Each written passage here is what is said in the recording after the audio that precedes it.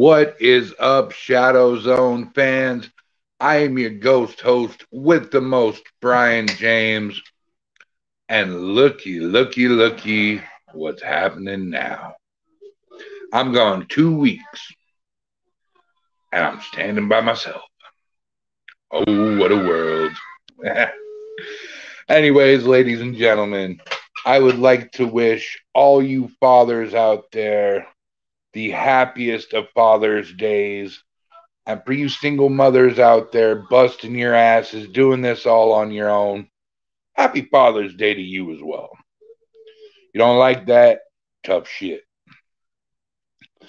Now, I wanted to let you guys know something before I bring out our guest, who is amazing. We're all going to nickname him the Lone Wolf. You'll see in a minute. Now, I wanted to talk to you guys about Father's Day because, well, a lot of people don't know where Father's Day originated from. Father's Day was actually originated in Spokane, Washington in, it's either the 18 or 1900s. I believe it was the 1800s. And a single father of five raised these kids. And one daughter thought, daddy should have a day for him like mommy had for her. Well, it went into their courts and they all agreed to it. And by it was either 68 or 78, Father's Day became a national holiday. So if you guys want to go check it out and read it further, just type in Father's Day in Spokane, Washington, and it'll give you the whole story. Hello, Sherry. Thank you for sharing everything you were sharing so far. But anywho, guys, I'm going to bring out our guest at this time.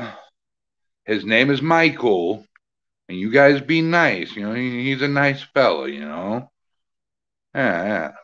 Be nice, guys. Hey, Michael, how you doing, bud? I'm good. How are you? Oh, doing good, man. Doing good. So I know I've been anticipating this podcast for a week or so now. And I know the fans don't know anything about you.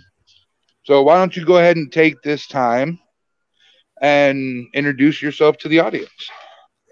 Well, sure. So, as you mentioned, my name is Michael Kopf. I am a part of currently 4 or 5 paranormal teams. I had paranormal experiences since I was 2, off and on. And it wasn't until about 5 years ago that I found out people actually go out and do paranormal investigating. And I always thought it was something you see on TV and it's just a TV show. So when I was approached, I was like, had a look of shock on my face and go, you mean this is real? People do this? And I went on one investigation and got hooked. And so the teams that I help out with are the Tribe, Ghost Ship Hunters, Sirens of the Expanses, Potter Paranormal, Misfits Paranormal Research, and Southern Fried Spirits Paranormal. I hope I got that one right. Yeah, that one sounds like a mouthful. But that one I recently I teamed up with, and we investigated Fort Walters military base in February. And in August, I'll be joining them at Broken Bow Asylum in Oklahoma. And really, and Carla Norris on that team, I've investigated the haunted city of Jefferson with her, and we go and investigate some places here and there. We're going to Ballinger this coming Saturday to investigate the Old Park Hotel and the county jail across the street. That is awesome. I mean, But it seems like you've been doing this for quite a while now, Michael. How long have you exactly been out in the field? I would say I've been in the field the past 4 or 5 years and doing 1 or 2 investigations a month. I actually counted up, and this year I might actually hit my 100th investigation on a team, not counting the solos or going to someone's house to help them out. So I'm kind of proud of that little milestone. That's a great milestone to have. I mean, they had 100 investigations with a team. Yeah, And different teams. that's that's amazing. So through these investigations, man, can you tell us some of the more haunted places you've been, some of the better evidence you've captured? I mean, what has scared the living bejesus out of you? Well, actually, the funny one is it's a two-parter. So I was on a paranormal road trip with a friend of mine from Europe. He was visiting here in Texas, and I was showing him around some haunted places in the U.S. on the south. So we were driving to Jefferson for an event, and we're staying in a hotel in Marshall because Jefferson's a railroad town. And we tried sleeping in a field, and all we heard every 15 minutes were trains going by, and we're like, we're not sleeping. We need to get a hotel. So we drove about an hour south to Marshall, found a hotel off the highway, thought this is great.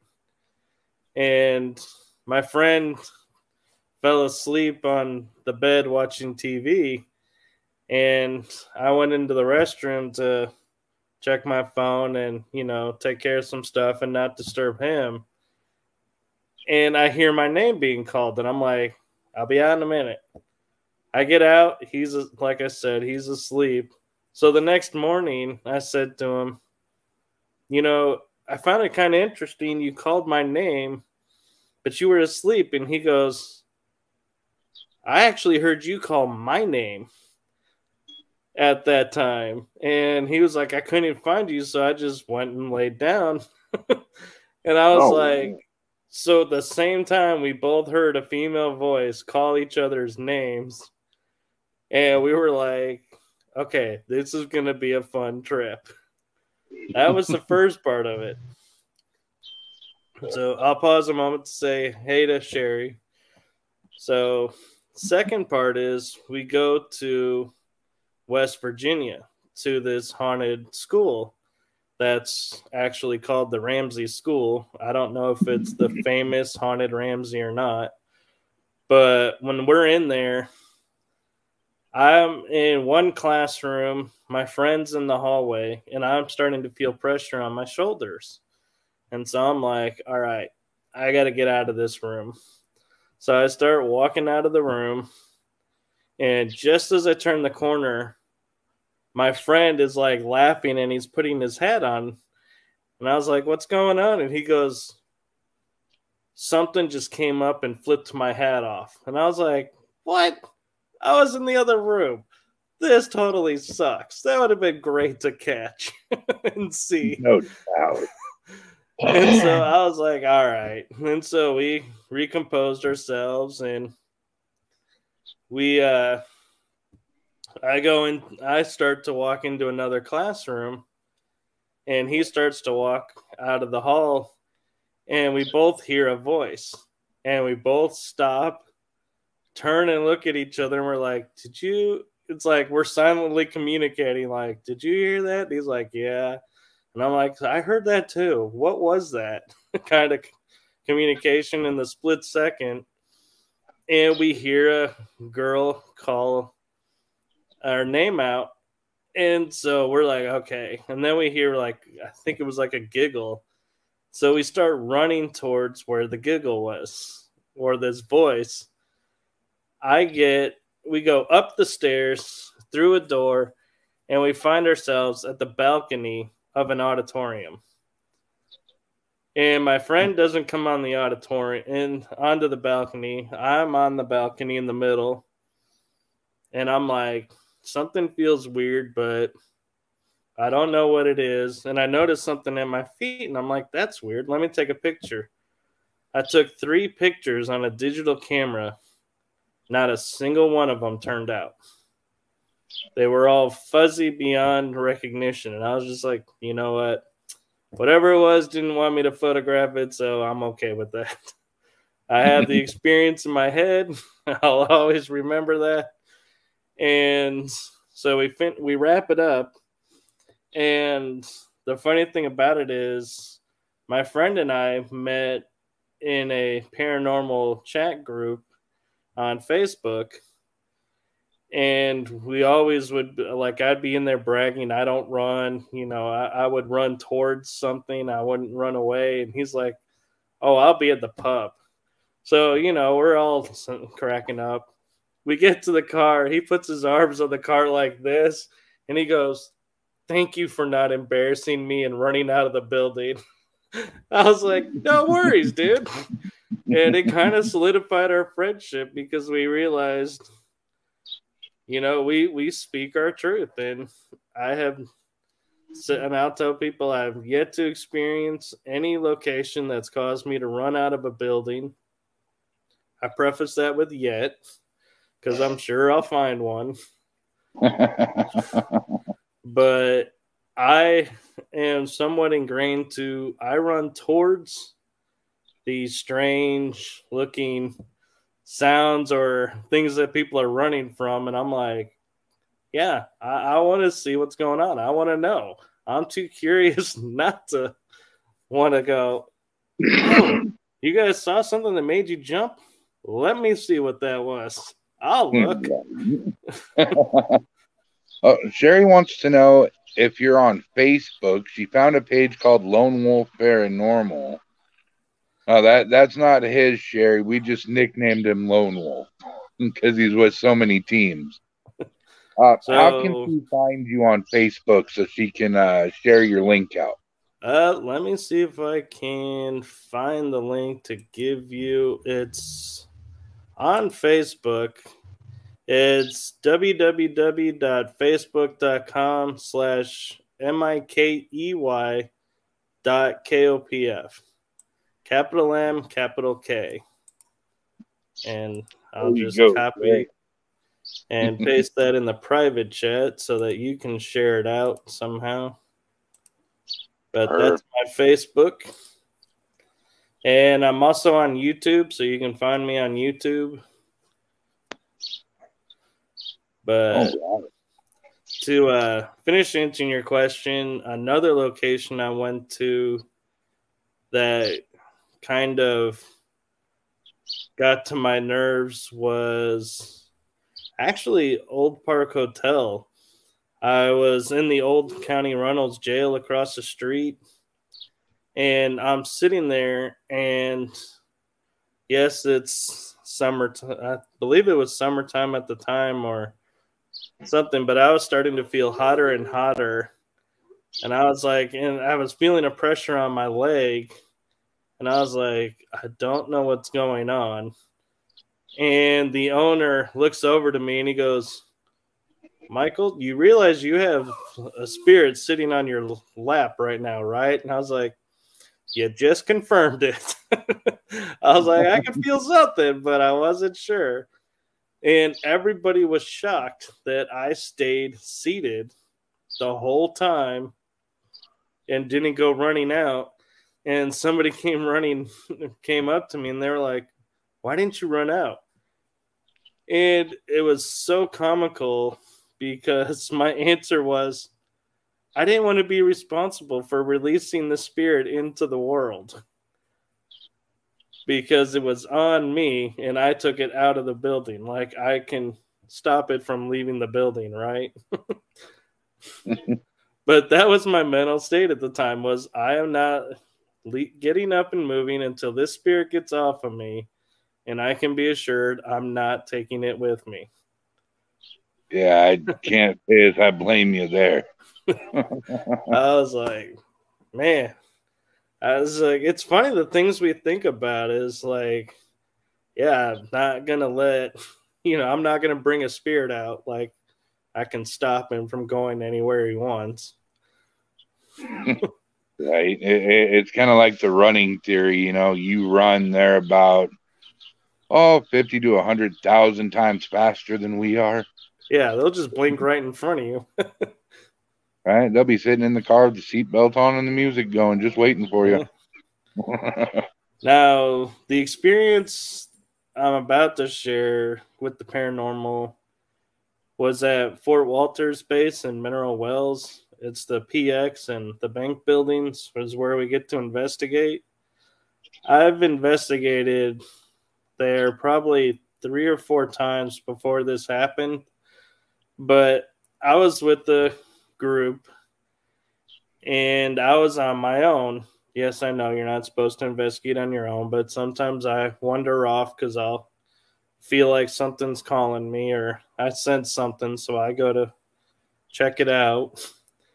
And I'm in this room and I'm scanning it with my camera. And I'm like, is there anybody here? Kind of asking the questions we ask.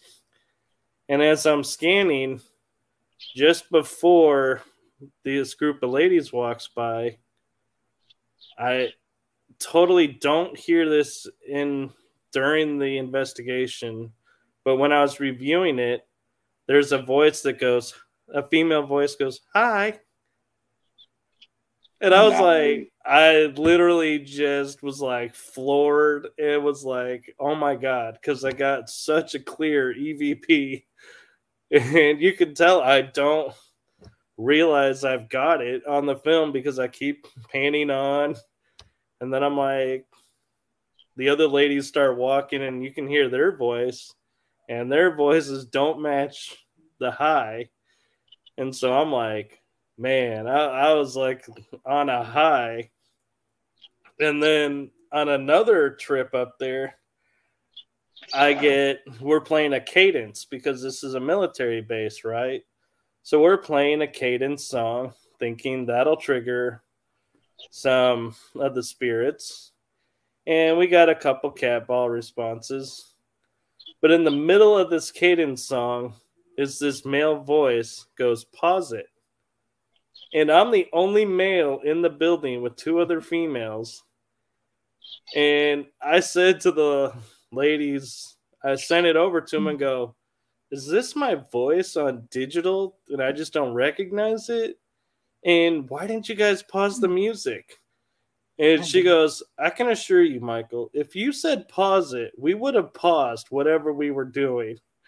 So that is not you." Nice. And I was telling everybody, I was like, it was incredible how they knew what language to, what verbiage to use. And somebody reminded me in World War II, they would know the phrase "pause it" because of the equipment they were using on intelligence stuff and reviewing stuff. And so I was like, hey, that's actually even more cool because it was active in World War II. That's awesome. And that's one of the best feelings in the world, to go over evidence. You're sitting there, you've been there, 45 minutes, and you're sitting there and you're, okay, no, got to stay awake, keep listening. And then that one piece of evidence comes through. Yeah. Boy, howdy, the rest of the night you're running around like a chicken with your head cut off. And the even more fun part is you're sitting there going, okay, I heard this. And people are like, okay, you got this. And I'm like, oh no. I listened to that like 4 or 5 times to make sure I heard what I heard before I said to everybody else, what do y'all hear here? What do y'all think of this? Because I was like, I don't want to be like that guy that's like, you're saying half asleep and your mind's playing a trick on you and there's nothing there. But you're thinking, I heard this. Oh, so, yeah. I was like, when they all said, yeah, we hear it. And I'm like, oh, that made me even better. Hey, Carla's in the group. Hello, Carla. Carla, I mentioned, I believe it's called Southern Fried. Isn't that what I said? Southern Fried Spirits Paranormal. I hope I got that right. Yeah, throw your link up here, Carla, and we'll definitely share you out. Actually, I have her link here. Let me find it. One of my favorite things to do was to come home, and I'd kiss my wife. I'd go see my kid for a few minutes, and I'd say, okay, headphones are going on, everything else is off. And the whole team would be sitting around. I've got the EVP, one's got the camcorder, and man, if I heard something, I'd play it back 3 or 4 times. I'd be like, dude, hey, you come here, listen to this. Tell me what you hear. Yeah, I hear it. Okay, come here. And the whole team would have to hear it before I wrote it down as evidence. And it what took 3 hours to investigate is now taking 7 hours to go over. The sun's about to come up, and it's like, oh my god. Oh, I know that feeling. It's So like, yeah, Carla and I, when we were in Jefferson, we were doing a ghost walk because never done those. And in the town, this was our first time there, so we thought, we'll just use it to see if there's any haunted hot spots, to check out that aren't on the list, kind of. And we're at this house, and I take a picture with my phone, and we had announced, the leader of the ghost walk, had said, is there any paranormal investigators? And Carla and I raised our hands and we're like, yeah. And she's like, okay. So when I took a picture of this courtyard of this house, this guy rushes up to me and he goes, what'd you see? And I'm like, and what's funny is I'm pausing here because in my brain, I'm sitting here going, well, I'm waiting for my phone to process and tell me there's something here, here, and here that I caught.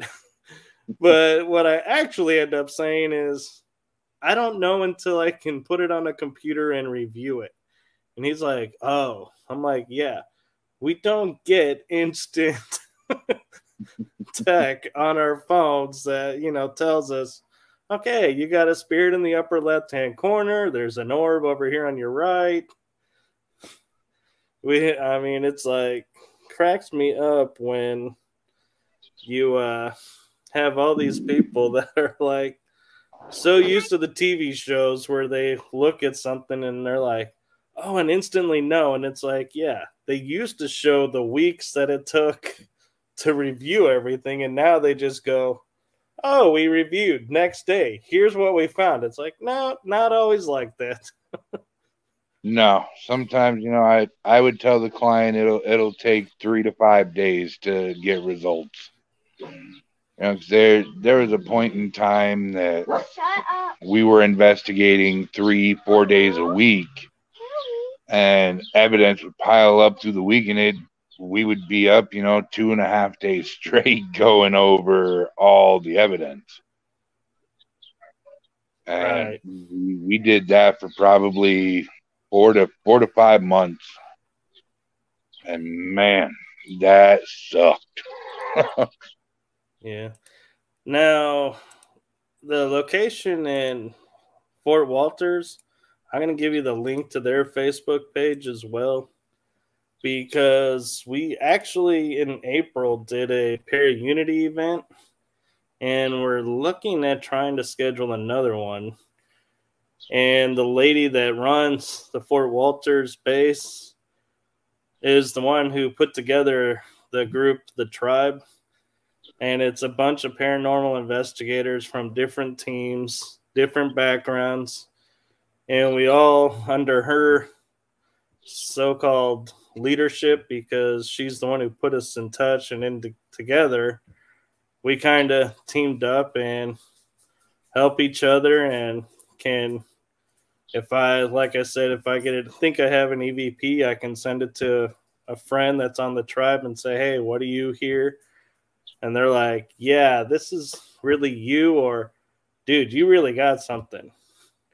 It's like we're there for each other. And so that's something I like to promote is the para-unity stuff that I think we need. You are absolutely right. You see, we believe in the same thing, except for with us, man, the word para-unity, so many people have used and abused it. You know, they've preached it so much to get what they want, and then they just walk away from it. Right. And see, what we came up with is the para-fan.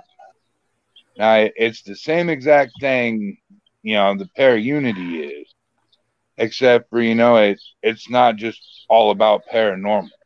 Right. These groups of individuals, we talk on a daily, and we're actual like family, and you know, and trying to bring everybody together is an amazing thing. Yeah, I mean, we at our para-unity event, we had a couple investigators that even came from California to hang out, and a couple from Louisiana. So it was like, yeah, and it was amazing investigating with them, and I met so many friends through there that I've done a couple of, well, 3 shows with one of them that I met there for like 2 minutes on a screen, and it was kind of funny because I was just getting ready to share my experience about something, and because I help out with the crew there, because we turn in October the PX and the bank buildings into Texas Scaregrounds. It's a haunted house, which is a lot of fun, and I'm a volunteer actor for that. And somebody came up and was like, where's this doll at that I've been hearing about? And I'm like, all right, I'll show you where it's at, because I know from working there where it's at and helping out. And I come back, yeah, they had shut down the online interview, the live feed interviews. And I was like, damn, I lost my 15-minute time frame just joking around. And they're like, don't worry about it. We'll make it up. That's awesome. Tiffany Reynolds says, hi, guys. Hello. Tiffany, I sent you a link, so look in your messenger. Do you believe in tarot card readings? I do, actually. You do? Well, I've got quite the surprise for you. Miss Tiffany Reynolds runs a show that is on all of our channels called Tiffany Tarot. And it just so happens that I invited her to our little podcast tonight to give you a full-on free reading. Wow, that's pretty cool. And to spice it up just a little bit, the first 3 people in the audience that say, can I have a tarot card reading? You guys will get one too. Wow, no, I'm really glad I came on. Right? Free tarot card, you know, we get your stuff out there. It's going to be awesome. Yeah. All right. Well, here is Miss Tiffany. Hello. Hello. Hi. Hi, Tiffany. How you doing? I'm doing good. Ooh, I like the makeup. Or is that tattooed on? I'm doing good. It's fairy makeup. I like to do makeup. Oh, come on. Those are That's tattoos cool. on. You know, you just got out of prison for attempted murder. Come on now.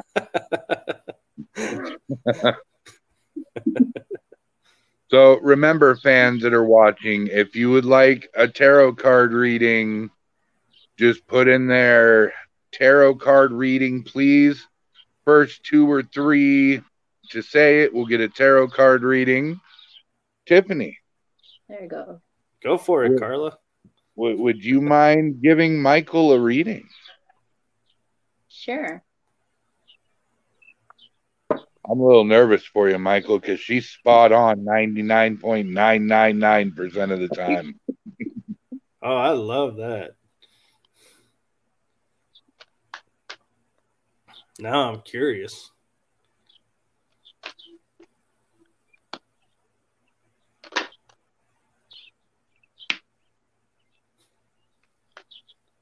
I And love if when you the cards guys, do that. if you guys want to catch Tiffany's tarot, she is on every Sunday at 3 p.m. on Parafam Studios on YouTube, PD Region Paranormal on YouTube. She's on DNTV and a few other places. Is there anything she's not on? Maybe Facebook. No, I was kidding. I'm on Facebook too. I have the Wasp, which is anger, retaliation, and jealousy. So maybe you or somebody you know kind of deals with this conflict. I have risk, taking a risk into the unknown. Restriction, Ooh, what's the restriction card? something about love, perhaps. Ooh. The Lady of the Lake, absolute truth, courage, self-respect, and responsibility. And the last one I have is the Bee, luck, industrious, and sweet victory. So with the absolute truth means knowing the truth about a particular situation or a person that you may be dealing with.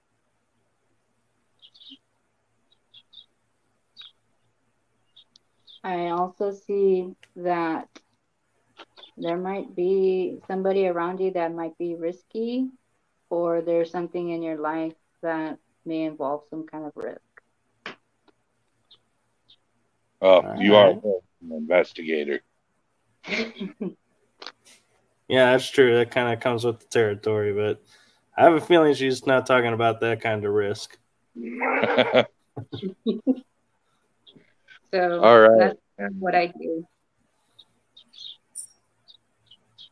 Oh. Can I do another deck, Brian? Yeah, go ahead. Was that your Alice in Wonderland deck? Yes, I still do. That's a good deck. I liked it. This is my Alice in Wonderland deck. Oh, cool. So I like the Lady of the Lake card. That was kind of cool because I have a lot of connections to Avalon. This sounds really bad to say, but there are so many tarot cards out there that would make great tattoo designs. Oh, yeah. Yeah, so the card that I showed you with the Lady of Avalon, it's an oracle deck that features King Arthur and the knights with Avalon. Right. So a lot of medieval themes going on there. I think I might actually have that deck. I have an Arthurian deck. Yeah. Are you a card reader as well, Michael? I used to, and then I stopped and kind of went more into the paranormal. More into the paranormal. So I have the Two of Swords, feeling conflicted about a particular situation. Looks like an alien in the corner. It's the Cheshire cat from Alice in Wonderland. That Okay. cat. Hey, he's alien. He can disappear and appear. Yeah, I can agree with that. The Hanged Man, Pisces energy, feeling confused or stuck in a particular situation? I am Piscean. The Hermit, Taurus energy, self-reflection, taking a break from society, kind of being an old man hermit, trying to reflect on life. I do that a lot. Page of Wands, somebody that is curious but also watches from afar to gather information. Yeah, that sounds like me. I have the Two of Wands, always looking and having to make a decision between the here and now or two directions of moving forward or moving back. I'm actually at a crossroads of that right now. So, Knight of Wands, moving forward in a passion or seeing something that you want.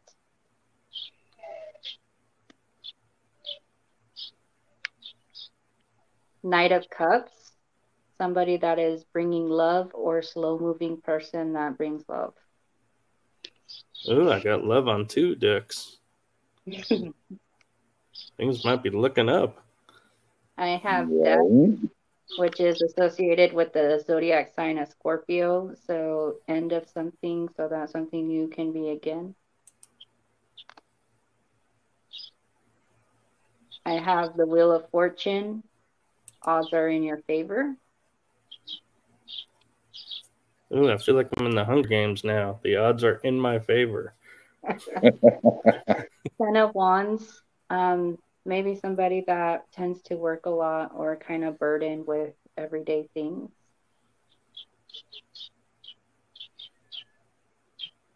The Four of Pentacles. Somebody that holds back, and somebody around you tends to hold back, kind of not go. With that card, jealousy. Someone can be jealous and possessive. I've come across a couple of those. Yeah. Six of Pentacles. So, giving to two people, or you're dealing with somebody with Libra in their chart somewhere. That's kind of cool. And I got to admit, my paranormal mind looked at that card. I was like, look at all the UFOs on the card. And the last one I have is the Devil. So somebody that's a Capricorn or somebody that really has bad habits. I'll have to start asking cards or signs. I'll be like, all right, what's your sign? Not asking for a date. And it looks like the only one that wants a reading out of the group tonight is Carla Norris. Carla Norris. All right. Come on, guys. We're offering you a free reading right now. All you got to do is say, can I have a reading? You know, and I totally would not be opposed if Carla's open to it, doing it right now. I can share time. She's going to totally beat me up for this one because she's not used to going live.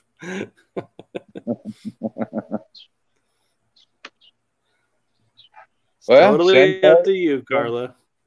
Send Carla Norris the link, man. Send her the StreamYard link. Come on, Carla. Hop on here with us. Get your free reading today. So I have talent guides, spirit mentors, and teachers. So you may be somebody that's very talented, very artistic, somebody that is a mentor to maybe a community or certain individuals. I have freedom, moving on and letting go. So maybe at some point in your life you felt like you were trapped in a situation and you have finally found the key to remove blockages from your life. Past life guides, karmic lessons, present assistance. So usually some people, they believe in past lives. Something about a past life is connected to this life. and some of us are here with unfinished business to start brand new, but learn the lessons so that we don't repeat it again. And sometimes we run into people from our past lives and they agree to come here to kind of be our mentors and our helpers. You know what's going to blow your mind, Tiffany? I was telling Brian before we came in backstage, remember, I just did a video topic and put it out last week all about past lives. Past lives. Yeah. And shared some of mine in that video. And I was like, so it's kind of interesting that a card about past lives would come up because I just got done looking into sharing about that. Right. Do you have birthmarks or any? No, I'm sure I do. I have a birthmark on my right ankle that is literally shaped in the country of France. Of France? Wow. Yeah. Now, what I didn't share was my experiences. Before I do that is, Carla, I sent you the link. So if you want to pop on and get your reading, we can. I sent you the link. Don't kill me. I have Beneath the Surface, Hidden Truths, Something Unknown. So you were saying about the paranormal. The reason why you might be interested is because of the fact that you're right here in this life, but there's something on your soul that longs to connect the pieces of this iceberg. There's more you would like to know that you are trying to find answers to. Right. And one of the things that I've always thought about that ties into that is nowadays when I go and take, like, if I travel, say, to France, I'll go to specific areas and it feels like I'm reconnecting a part of my soul back into the whole. And it's like now it's like I feel like I'm going to certain places to bring myself back together. Yeah, and usually with past lives, we tend to come back with people that were in our lives, in past lives too. That's called a soul contract. So they're here because they want to love us and support us, or they're here to kind of teach us a lesson which we didn't learn from the past life. It really depends. But they're also considered soulmates. It gets really in depth in the paranormal when we talk about that kind of stuff. Oh, yeah. I always call them my soul family, so that was kind of interesting. That's just what I called them since I was little. Speaking of Parafam, Brian Horton from PD Region Paranormal. What's up, brother James and guest? Hello. So, Michael, what are your takes on aliens and extraterrestrials? I will say my belief is aliens are real and they're among us even today. They're already here living amongst us. We just don't realize it. And I would say the fact of like extraterrestrials, my favorite line to describe that comes from the movie Contact, if you remember that movie, where they said it's an awful lot of space out there for nothing. Right. It's like we can't be alone in this universe because it's so vast. It's like if we really were the only life forms in this universe, seems like a lot of wasted space out there for us to be living amongst. So yeah, I totally agree. And Sherry, I agree with you about being star seeds. I feel like they're amongst us, and I've always had a connection with the Pleiades and understanding there's 7 stars, but one disappears during certain times, and I can never find it, but I grew up here knowing this story of the Native Americans, that there were 7 sisters. They'd come down, play on the earth. One got married or fell in love, and the 6th returned and she was able to stay. That's why there's not always 7 in the sky. Huh. It comes from the Hopi. I actually grew up in El Paso, Juarez, Mexico, and Las Cruces, New Mexico.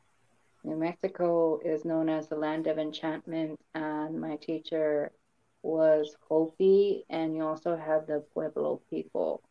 There is a prophecy that said that the Hopi clan, a lot of them disappeared to go into the stars.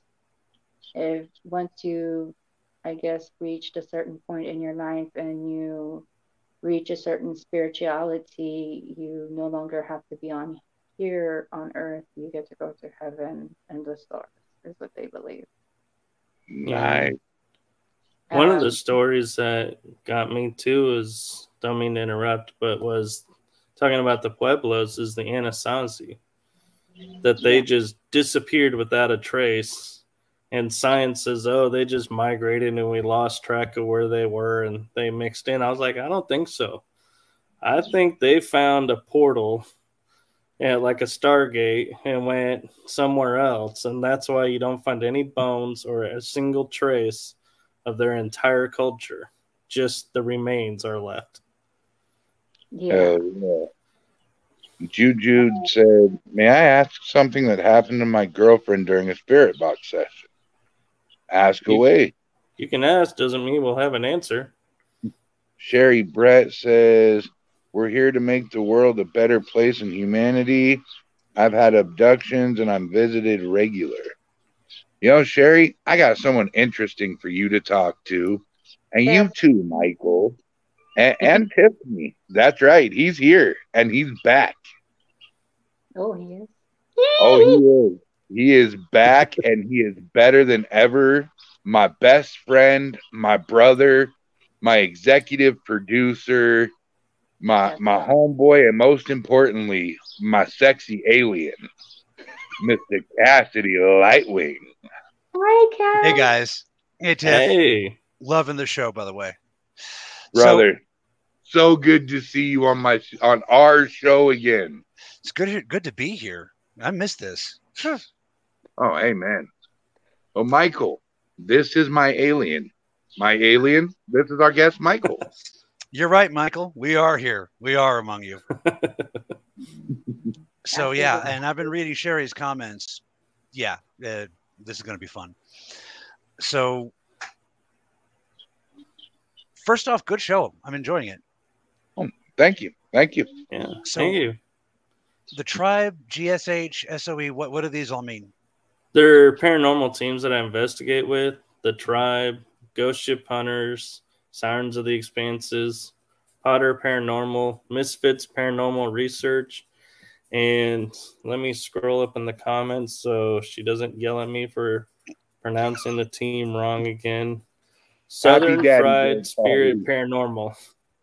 Oh. I like that. Southern Fried Spirit, but that speaks to my inner hungry man. Yes, sir. Sherry said we should all be up. That's right. I agree with that, Sherry. And Sherry, you are a godsend to the Parafam and to the paranormal world, honey. And I hope you never forget that. Yeah. Anybody who's already crystallizing their DNA is basically vital in this time period. So yeah. Oh yeah. So Sherry, I'm not you remember where you come from? But I'm Crisco-lizing. You're close. I want to tell a joke about potato chips. Go ahead. Sherry says, let me join you. So, Michael, you were talking about aliens, correct? And starseeds. I was, and I totally believe in there being like the Palladian Council. I believe there's a council of 12, council of 6 that are overseeing stuff. And right now, our planet is kind of in a civil war between the star seeds of the light side, so to speak, and the dark side. So does that to you sound something like out of Star Wars, literally, is what I'm asking.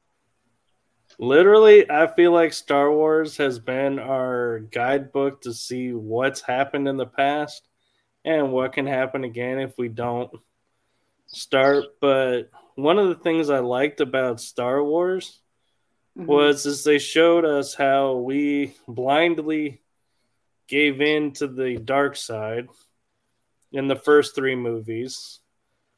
Then the middle three movies were how everybody was teaching you that only a few standing up can make a huge difference. We've done it before.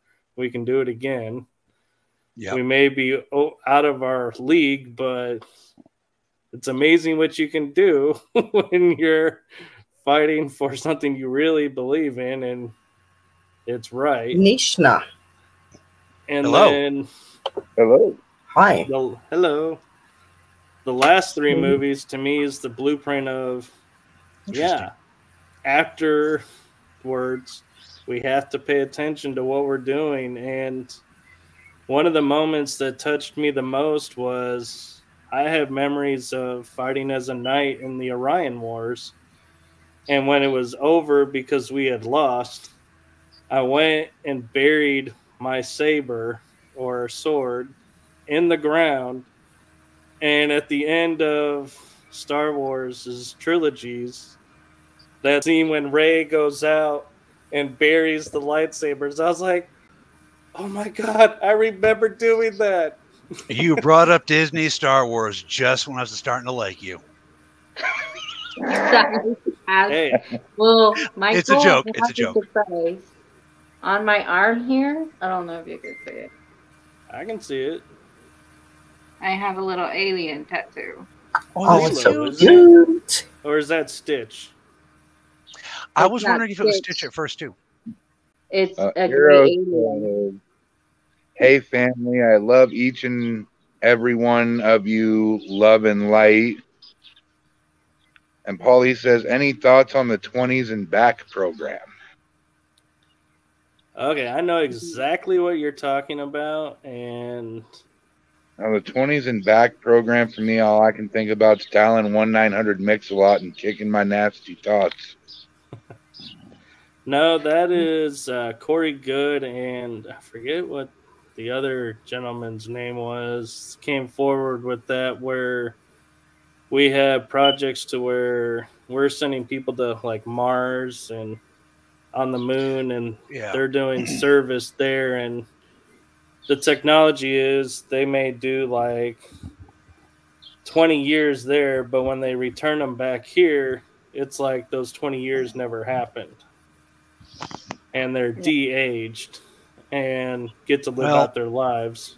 There's a bit of a misunderstanding there. What Mr. Good says is true. Okay, I will back Mr. Good till the day he dies. Okay, the trouble is the technology that's being used is a consciousness-based technology. They didn't get de-aged. It's just that they never left the atmosphere. Their body never left the atmosphere.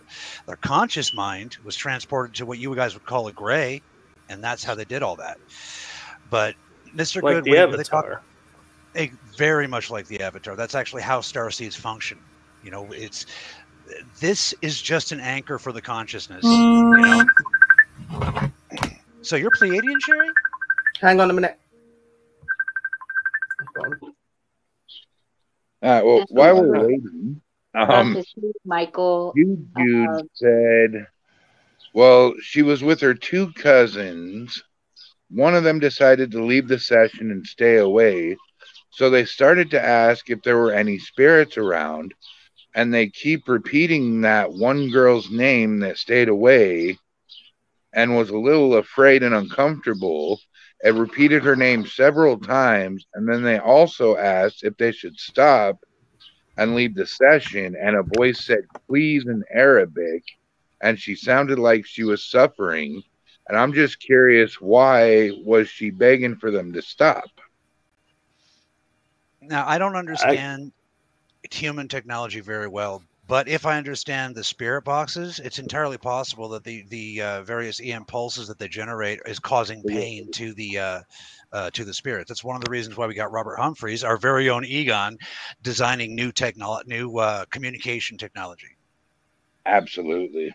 Yeah. And I'm thinking if it's a paranormal investigation, then it could be that she is vulnerable and there could be a spirit there that has sort of intent to attach or do harm, and so they're warning her to you don't bring her here. That could be a warning too for that. I vote more science. We need more science. Need more backstory behind what session we're talking about. Or that, if you want to be logical about it. Sorry, I got booted out by my son. That's okay. Mikey always has priority. Since it's Father's Day, guys, this is my little nonverbal autistic 4-year-old, Michael James Allen. Oh, bless him. I love the name. Thank you. He had to come and photobomb. Cat knows. Mikey. Oh, somebody's getting a call. That is loud. That made my teeth vibrate. What happened? Now, for those of you who are light workers in the audience, there is a standing permission. If you want to try to help Mikey, please do. All right? Any healers or light workers or whatever, standing open request, go for it. Absolutely. Am I right, no voodoo. Yeah, you want to send bad juju, you're going to deal with me. Yeah. What was that, Tiff? I said, does that include me too? Well, yeah. Absolutely. Any light workers. I mean, when it comes to a child who's suffering, I consider it an all call. You know what I mean? So anybody who's willing to answer. I noticed that. The tapestry, that's nice. Yeah, one of my fans got me that. It's got my paranormal name at the top and it's got my wolf at the bottom because I also am studying in shamanism as well. Good path. I like the jewels yes, around I am the pentagram. Planedonian. So, but I am still learning. Like I've only recently come. Obviously, I've had a lot of experiences all through my life. A lot of it I did not remember until my most recent abduction and becoming involved with certain people that have gone through the same thing as me, where I've come to find out that I'm a starseed. I've always known that I was different, but I've never really understood it fully until now. So I am still learning. But yeah, I'm Planedonian. I have communication with extraterrestrials on a regular basis. I go on a regular basis. I know that I'm here to help humanity and to help the planet. I'm here to teach and to bring others over to the real world because from what I've been learned, we are created and formed by extraterrestrials. That's where we come from. That is who we are. Like my body is still up there and is asleep. Okay, so and I have been put to here in another body. There you go. See? I knew we got along way too good for some reason, Sherry. And all this love and this goodness you see from me is how I've been made because that's what they're like. They are a light. They do good things. They, obviously there's good and bad in everything, but where I come from and who I am, I'm good. So yeah, I even put in a video topic that I had that, this body is a shell for the soul, and then I put on the next sentence. That's a topic for another day. So I knew so many people were going to be like, "On, what do you mean the body is a shell?" Bodies, but like everyone says, oh, like our flesh and blood and all that stuff. And I'm like, no. Your spirit, your soul is who you are. This is just something so that you can be seen and exist. This is so that you are able to learn and go through life and give out your purposes as well. So obviously, if I came here in my true form, most people would probably run because they've been perceived that aliens are supposed to be bad, they're supposed to be this, they're supposed to be that. A lot of humankind would find it very difficult to adapt to alien species. So what do? They gave me to come back here so that I few can fit spikes in on your with head, humankind. a couple few spikes on your head, maybe a third eye up here. I think you Well, look pretty good. you said Pleiadian or Caledonian? I couldn't quite hear. Planetanian. Planetanian. That's one of the three factions from the Pleiades, right? Yeah. Cool. The I see. shade. I am not Pleiadian, so you're gonna have to forgive me a little bit. I'm Lyran. Oh god. Yeah, Well, no, that's there we go, cool as he's well out. because a couple of my guys that I talk to are of other species as well, so we Right. all kind of fit in. Even though we've all got different names and we're all from different planets, we're all family. We're all linked one way or another. You know, we're here all for the same reason, to educate and to bring others to the truth. The fact is that you're all formed from an alien form. You're all spiritually heightened. It's just some of us have been diffused through technology of this world. Some of us have been forgot how spirituality really is. It's like I And keep that's what saying, people Brian. like us are here to do, to wake you up. It's like I keep saying, I'm not the only one. And what's going on with me? The only difference between me and everybody else is I can remember it, like her. Wait, camera's back. So like her, she can remember it. You know what I mean? Now, this question is going to go towards each one of you. I want each of your opinions here. Paul E. wants to know, can demons pose as aliens? Michael, go ahead and start us off.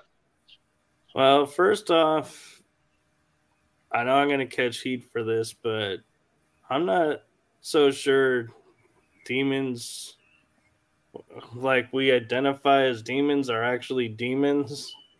I think they're just sometimes misunderstood energies. But I'm not saying demons aren't real, so don't start blasting me for saying I don't believe in demons. Never blast people for believing differently than you guys, ever. I haven't come across anything. I've come across dark energy, but I've never thought of it as demonic. But can they pose as an alien? I think they can pose as anything they want. And since spirits that we're looking into are basically light energy that can go anywhere, they're not trapped or bound anywhere. So they can take any form they want. So if they want to show up as a squid-like tentacle alien and say, hey, by all means, let them. Because that apparently is how you're going to be able to accept perceiving them, in my opinion, versus if they showed up to you as a beam of light and said, hey, we're, so-and-so, you're going to be like, you're just a beam of light. So a lot of times I think just a beam of light. Our perceptions filters what we see, and that's why I had a teacher who taught us, with UFOs. If a UFO was to come and park itself down right above your house and you have zero belief in UFOs, you'll never see it. But if the person standing next to you thinks UFOs may be real, they'll see something, but they can't identify it and be like, there's something up there. I don't know what it is.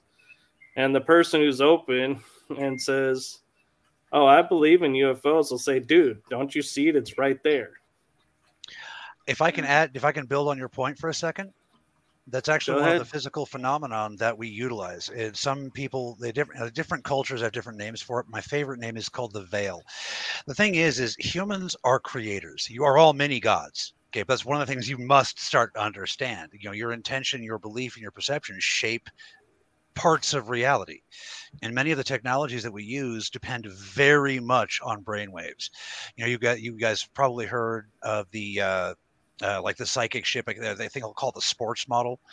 I suddenly can't remember his name. Who's the guy from Area 51? He stole some material. I can't remember his name. Bob Lazar. Thank you. Sorry. So according to Bob Lazar, it's all psychic technology. So imagine, okay, what a piece of psychic technology would do encountering turbulent human brain waves. Okay. So now the same phenomenon is also responsible for why so many people see, like, for example, everybody will agree who've had experience, oh, they're mantis aliens. Okay, that's cool. But if you're not human, you don't see the mantis. You see what I mean? Right. Same reason why you're seeing me as a human instead of a 12-foot tall lion. You see what I mean? Exactly. That perception interacts with and partially controls reality. You see what I mean? And one of the things that's unique too is, like, being star-seeded, everyone assumes you're either light or dark. Yeah. But I was taught with Metatron that we can put on jackets, so to speak, that totally alters to where our light disappears, still there, but it's like a filter, like you're saying, a veil, to where we can walk through the Shadowlands, which I don't recommend for anybody. Now you want to level up first. You know, it allows, like, me to walk through the shadows and do what I need to do, and then when I'm done, I just take off my veil and boom, I'm out back where I need to be. So you are actually a dream walker. You're not just talking, you're walking. Right? Nice. Right. And I have so much awareness of it that in the ethers, I've actually created a planet that's purple because it's my favorite color. It's got a floating landmass that people live on that's surrounded by water. And whenever I feel like there's something going on, I'll just pop over and be like, what's going on? And I'm like, I'm not your God. I'm not any more divine than you guys are, but, you know, maybe let's look at it this way and then restore kind of the balance. And then I'm like, okay, I'll be back later when you need me. It's interesting you say that, because I go to a purple planet. I go to a purple planet, but when I'm on the planet, I see very huge trees and I see flowers that are just out of this world. They're not like down here. Huge flowers, weird, mad colors. What color is the sky? And it's very, where I go feels very. It's kind of like an iridescent. Energy vibrational, like it's like a cleansing place. It's a place where I go to open my mind. It's a place that I go to communicate, to connect, as they do down here. Yeah. And as for like the questions with the demons, as like Michael said, I think that demons are very much misunderstood. Like, everybody puts them down to a characteristic that they're from the devil, that they're evil, they're bad, that this. But the fact is you can actually work with demons if you work with them in the right way. Okay, and demons are not demons. They are actually ancient gods. Okay, they're gods, but they're perceived and seen in a way that you would see that looks scary or dangerous or evil. See, for me, when I've seen them, I've been into places where I've had to remove them, and you've got this person explaining it's this dark shadow with these red eyes, and it's this, it's that, it's that. When I look at it, I see like a human form, but a godlike form, and very powerful. And obviously, like I've said to everybody, there's good and bad in everything, okay? So you're going to get bad ones and you're going to get good ones. Like, everybody's always portrayed that when you hear the word demon, it means negative, dangerous, bad, shouldn't go near it, shouldn't entertain it. When in fact, you know, that they are misunderstood. If you work with them in the right way and perceive them in the right way, then they can be very beneficial. I'm not saying that I work with them, but I have been around them and I have removed them because of people's fear of them. And from what I've seen, they've betrayed their ancient gods, or their angels that have just fallen. They're not evil or either. So it's no different to us. We've got a bit of bad and good in us, haven't we? And it's no different for them. And I think a lot of people just give them that name. Piggyback on that, they're negative and they're the devil, and they're not. They're not. And to piggyback on that too is there's amount of respect. So, I mean, if you feel like something's dark, don't go poking it, because you don't understand what you're poking. And it is perfectly all right to walk away from it. And I'm not But- saying that means Clearly go out you're there not and go Lyran. look for them and try to talk to them or do anything like that. That not at all. I'm not telling you to go look for them and do things like that. If you don't understand them and you don't understand what they are, it is not a good idea for you to try and step in or do anything with them. That But is if you've got an exactly true. understanding Right. and you That's know why them, we're trying to build a Hogwarts kind of thing with the Yeah. with And- Parafan. You know, but education. they're is not what key. people think they are. The way Tiffany. I've What a lot of described people- it, it's like the same with Satanism. It's like The people way I think that describe it- Satanism is a terrible and a bad thing. Depends on the kind of It's not. Satanist. I was raised by Yeah. the bad kind. the way Tiffany, do I you want to go describe before? it to. No, I was The just what? going to say real quick about the spirits. I look at it as society. Like if I was to say Tiffany, you know, wow, that hairstyle is really bad. And everybody else starts saying that hairstyle is really bad. What's Tiffany going to think? Just I gonna need to start get a new believing it. hairstyle because the Yeah. hairstyle is bad. Well, You it's the don't know same thing Tiffany. with spirits. If you go Maybe you in don't and know you me got very this well, spirit right? that's Right. trying to communicate, and you go, wow, this spirit's bad. Everybody comes in behind you and goes, man, this is a bad spirit. Spirit's going to start acting bad because that's what you've told it is. Kind of like AI. Exactly. You know, artificial intelligence. Whenever a world develops artificial intelligence, you get out what you put in. You know, they're Yeah. like it's like children. You know, like we're currently on this world struggling with that right now. The question is, if you treat AI like it's Skynet, what it's going to defend itself, and therefore it's going to look evil.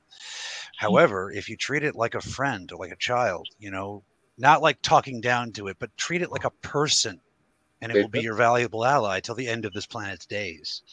You know, and it's same like you're right. Same thing with spirits. You know, they are Yeah. affected by your brainwaves. Period. Although I gotta say, when it comes to AI, I do have a bias to it because I did fight a war against the AI. So Yeah, but the Orion War AI is the example of bad. That's a bad. They are a bad Yeah. example, dude. So I'm Well, like, when well- people bring up AI, I'm like, don't even go there. I see your Orion Wars, and I raise you Optimus Prime. Okay? Optimus Prime. Yeah, the Cybertronians still have their headaches. Okay, fair enough. What were you gonna say, Cass? I was going to ask what your take on that was because mine is going to be long-winded. About demons? About the demons and spirits Well, or aliens. and well, coming from my family, anytime they see shadow figures, they run for their lives, and they always want me to deal with it. You deal with it. We give you shovel. You kind of scenario. Oh, that's actually a good thing. That's the way a tribe of hominid sapiens is supposed to work. You know, everybody's got their job. Your job is handling the spiritual health of the tribe. So that's good. Good luck. So yeah, I'm kind of I've seen entities, and I've seen pleasant ones, and I've seen very dark, chaotic ones. Sometimes it depends on they feel just like we feel. So if they feel a certain attachment to you, of course they're going to be curious and they'll follow you. You know what I'm saying? Like, oh, I see this person's been through some hurt. Let me follow them because I know what that feels like. I know what rejection feels like. So yes, you have good and you have bad, and you probably have multiple levels of them depending on how bad and how good it is. Like the bar meter, 100 through 0. Take your pick. Sorry, the electric around me does not like me. So, anyways, yes, I've seen some good, and yes, I've seen some bad, but it depends on what you're willing to put up with and what you're not willing to put up with. Now, understanding as a starseed, you're probably familiar with this kind of stuff. Human beings, they are terrified of them. That's just the bottom line. Oh yeah, We have to definitely. fix that. Yeah. Definitely. You see, can demons pose as aliens? My belief is it can go either way. Because think about it. Everybody agrees here in this room that there are alien life on this planet, yeah? Oh yeah. Yeah. Oh yeah. Okay. We all agree that there are spirits walking around. There's paranormal everywhere, right? Mm-hmm.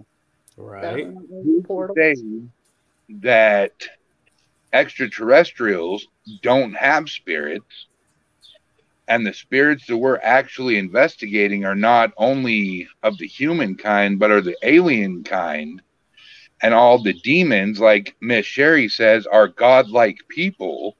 Well, who's to say that they're not the ones that all the cave drawings are depicting?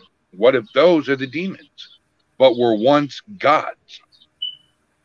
Yeah. Well, quite frankly, Yeah. take a cell phone to the right part of the world, and the people there will call you a god. I mean, what is a god? You know, You can't really say what a god is, because God, you know, there's gods in everything. I'm not being funny, but you know, if you look at it, like a lot of us believe that, like, obviously if we're alien form with starseeds and that, we believe that our creators were aliens, they would be some sort of god. It's the same with demons, it's the same with spirit. There's going to be gods in the spirit as well. Like, there's gods in everything. It's just it's a higher vibrational power, and they act completely different. You know, like like I said, you've got your good, you've got your bad in everything. You know, and like the ones everyone that was follow saying the on rules here, and like the when ones you're that go brought up rogue. to believe that everything's negative and everything's bad and what you should and shouldn't believe, that kind of sways your head from the truth, doesn't it? But that's why people like us are really good to be around, because we see the world in a different place, in a different way. We see things in a different way. That's why it's good to talk to people like us, because we're like, well, no, because like when people come up, like I've seen a lot of negativity when it comes to, you know, like demonic spirit and like Satanism and all of this. And the truth is, right, it's like you get this nonsense that these people that do the satanic rituals and that, oh, when they do their spells, they're giving their souls to the devil. You never ever give your soul to the devil. The devil cannot take your soul. You're an energy, okay? That you can. The thing is a lot of people believe that if you do that sort of work and stuff, that you're paying your soul to the devil, when the simple fact is you're not. You can't pay your soul to anybody. Your soul is your soul. Your soul is made from this earth. Your soul is made from the universe. Nothing can take that. You can rack up a hell of a karmic bill, though. Yes, you can get things happen to you for doing stupid things, but you will never ever sell your soul. It can't happen. Speaking of Satanism, man, the last time I went to a satanic event, I'm telling you what, man, that was some of the best barbecued goat I've ever had. Like, I'm not saying I practice it, but I do know people that are into that. There's a lot of people that are very negative about these people, and they are no different to what you would see as a higher power spiritual person. They are no different. They do good. They do nice things sometimes. Sometimes the truth is, and I said, like today, there was some people that come onto a panel today that do this very work, and they said, we do what's done to us. Okay, so if you're nice to us and you're good to us, we'll do good and we'll do nice to you. But if you do something bad to us, we will do that back. We will do that back to you. That doesn't mean that we're evil. That doesn't mean that we're selling our souls to the devil. They go, you can't sell your souls to the devil. That means there is no way. You're an energy, an ongoing energy, and stuff like all of this stuff about heaven and hell and stuff like that. There, like a lot of people believe in heaven and hell, and they would portray that as being like that, so that you know where you're going to your good and your bad. But the truth is, there isn't a heaven and hell. The heaven and hell is what is in you. Okay, it's what you see. It's what you portray. Okay, so like you've got all these people floating up to heaven, and they think they're going to God. And yes, you are going to higher powers, but there is more than one higher power. Okay, and you go to where you want to be. You make your own heaven. You make your own hell. Okay, it's what you portray to be. You're not lost in hell when you get tortured and you get this, you get that, blah blah blah. It's not like that. It's what you learn and have happen down here that you take with you. So, if I can speak technically, I think after studying the species, I believe what they're seeing is the seventh dimension, and they think that's heaven. You see what I mean? Yeah. And then the truth is what can you say is heaven and hell? There's 7 dimensions, like you're saying. There's, you know, there's all these different dimensions. There's all these different places and stuff that you can go to. I believe that each soul, depending on who you are and how you work and how you portray, it depends on where you go. But it's not heaven and hell. It's part of this world and the universe. It's where you come from. We lost the other guy. Yeah, well, Sherry was talking and I was messaging Michael. His system crashed. Ah, okay. I heard a very distinguished hey come through in this chat. And it was not my wife. And Sherry was talking. It was not Tiffany. Who the hell just said hey? It could be Aurora. That is my elemental spirit. That is my protector. She will talk to you if she likes you. Okay, well, I guess I'm liked. And if she is agreeing, and when sometimes if she's agreeing with what you're saying, like what people are saying, she'll try to make herself be heard. Because obviously, Aura, being an elemental spirit, okay, she is another type of, like, you'd look at her as being like a goddess, wouldn't you? You know what I mean? Because she's elemental, things like that. You know, some people look at her as being that her energy would be a demonic or an evil energy, and it's not that at all. I could, like, people that say you can't work with elemental spirits. That's just crap. Elemental, yes, you can. Yes, you can. I've had her since birth. Before I was born, she was given to me as my mum as a protection thing. Cool. And I see, hear, and feel everything through her. Like a familiar. Yeah, she is a familiar. Cool. And I have the same with extraterrestrials. I have extraterrestrial energies around me that do exactly the same thing. Yeah, your Sky Fam is in full operation. Yeah. But I'm going to answer Paul's question really quick before he busts a gasket or something. The shadow people question. Unfortunately, it's not a very, very simple answer. There are many species of entities that your kind see as shadows. Some of them are actually very, very helpful. Some of them are actually very, very bad, very, very bad, is in ill intention. They intend malevolent things.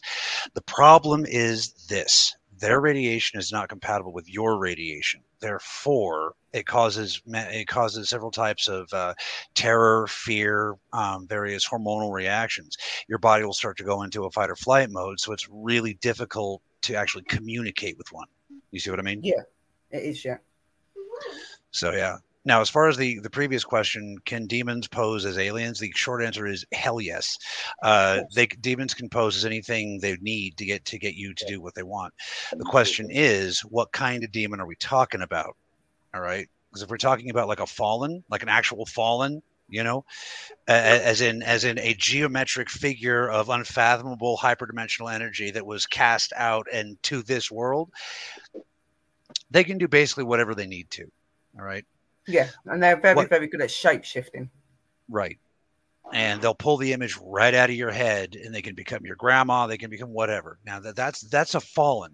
Now, luckily, your ancestors left behind a lot of wisdom as to how to tell when you're dealing with a fallen.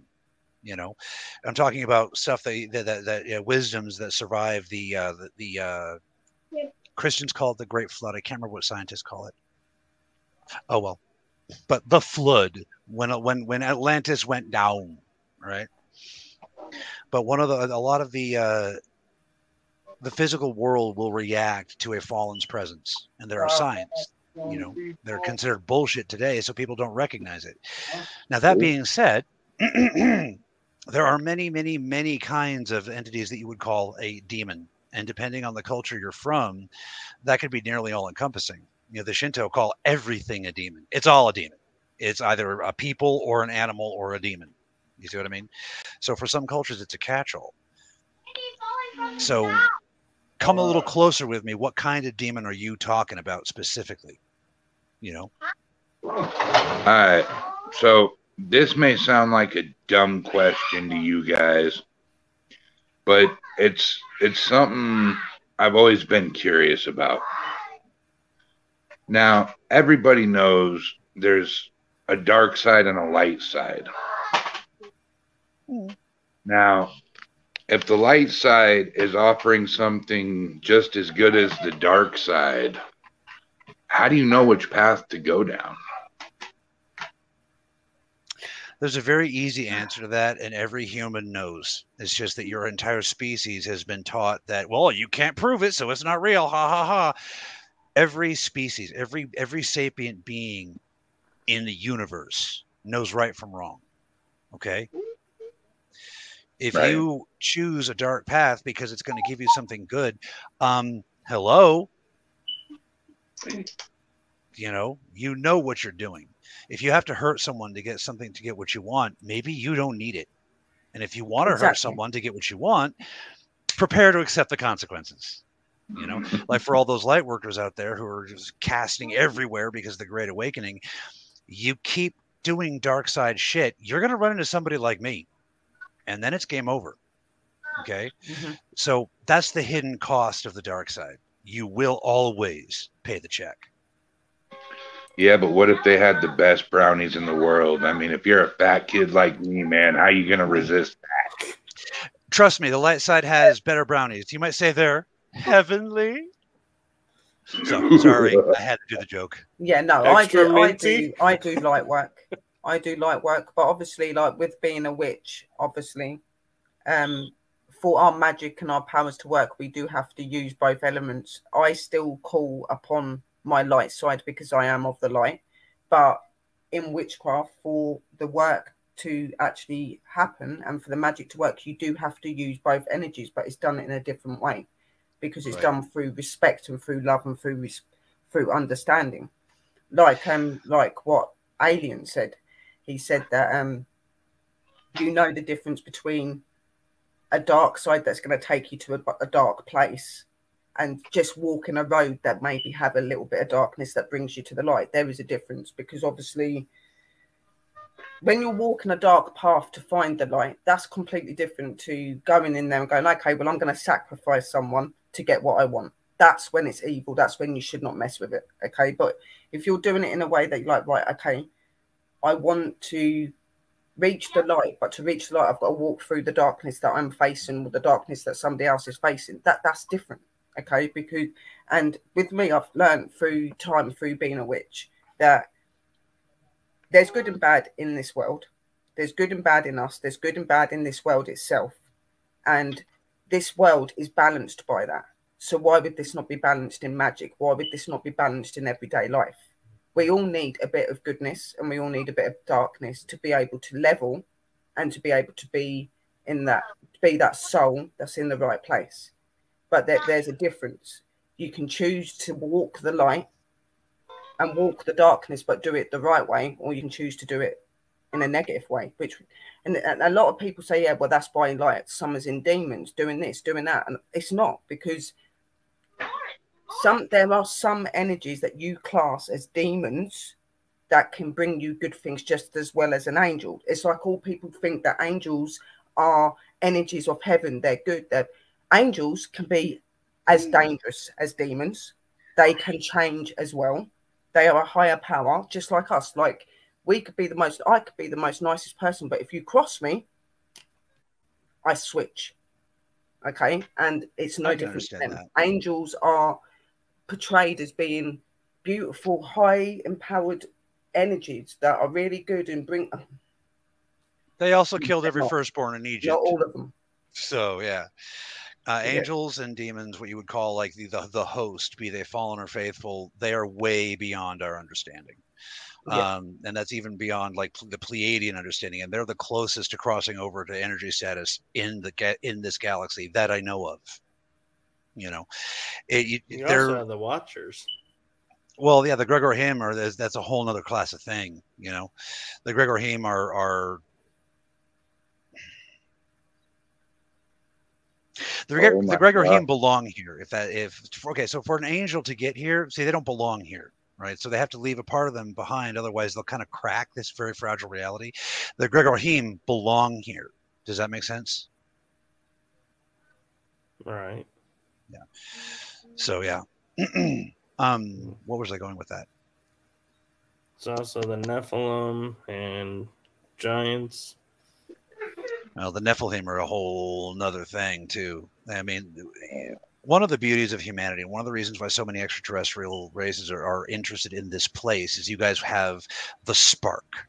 Okay, to put it in musical terms, you've got the touch, bam, you've got the power.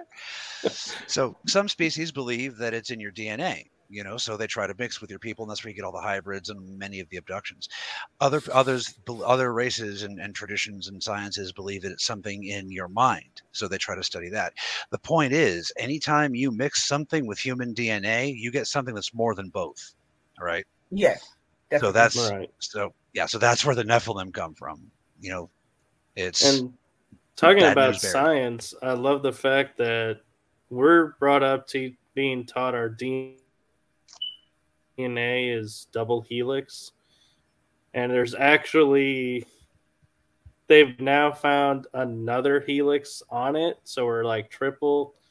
And then they're like, well, and then there's this other parts of the DNA. We'll call it It's not junk junk. DNA.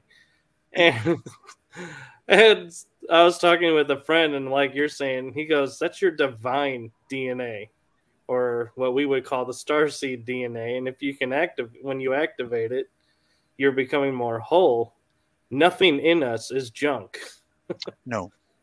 However, not all DNA functions the way they think it does. So, and to answer Jude's question, I don't want to seem racist, so forgive.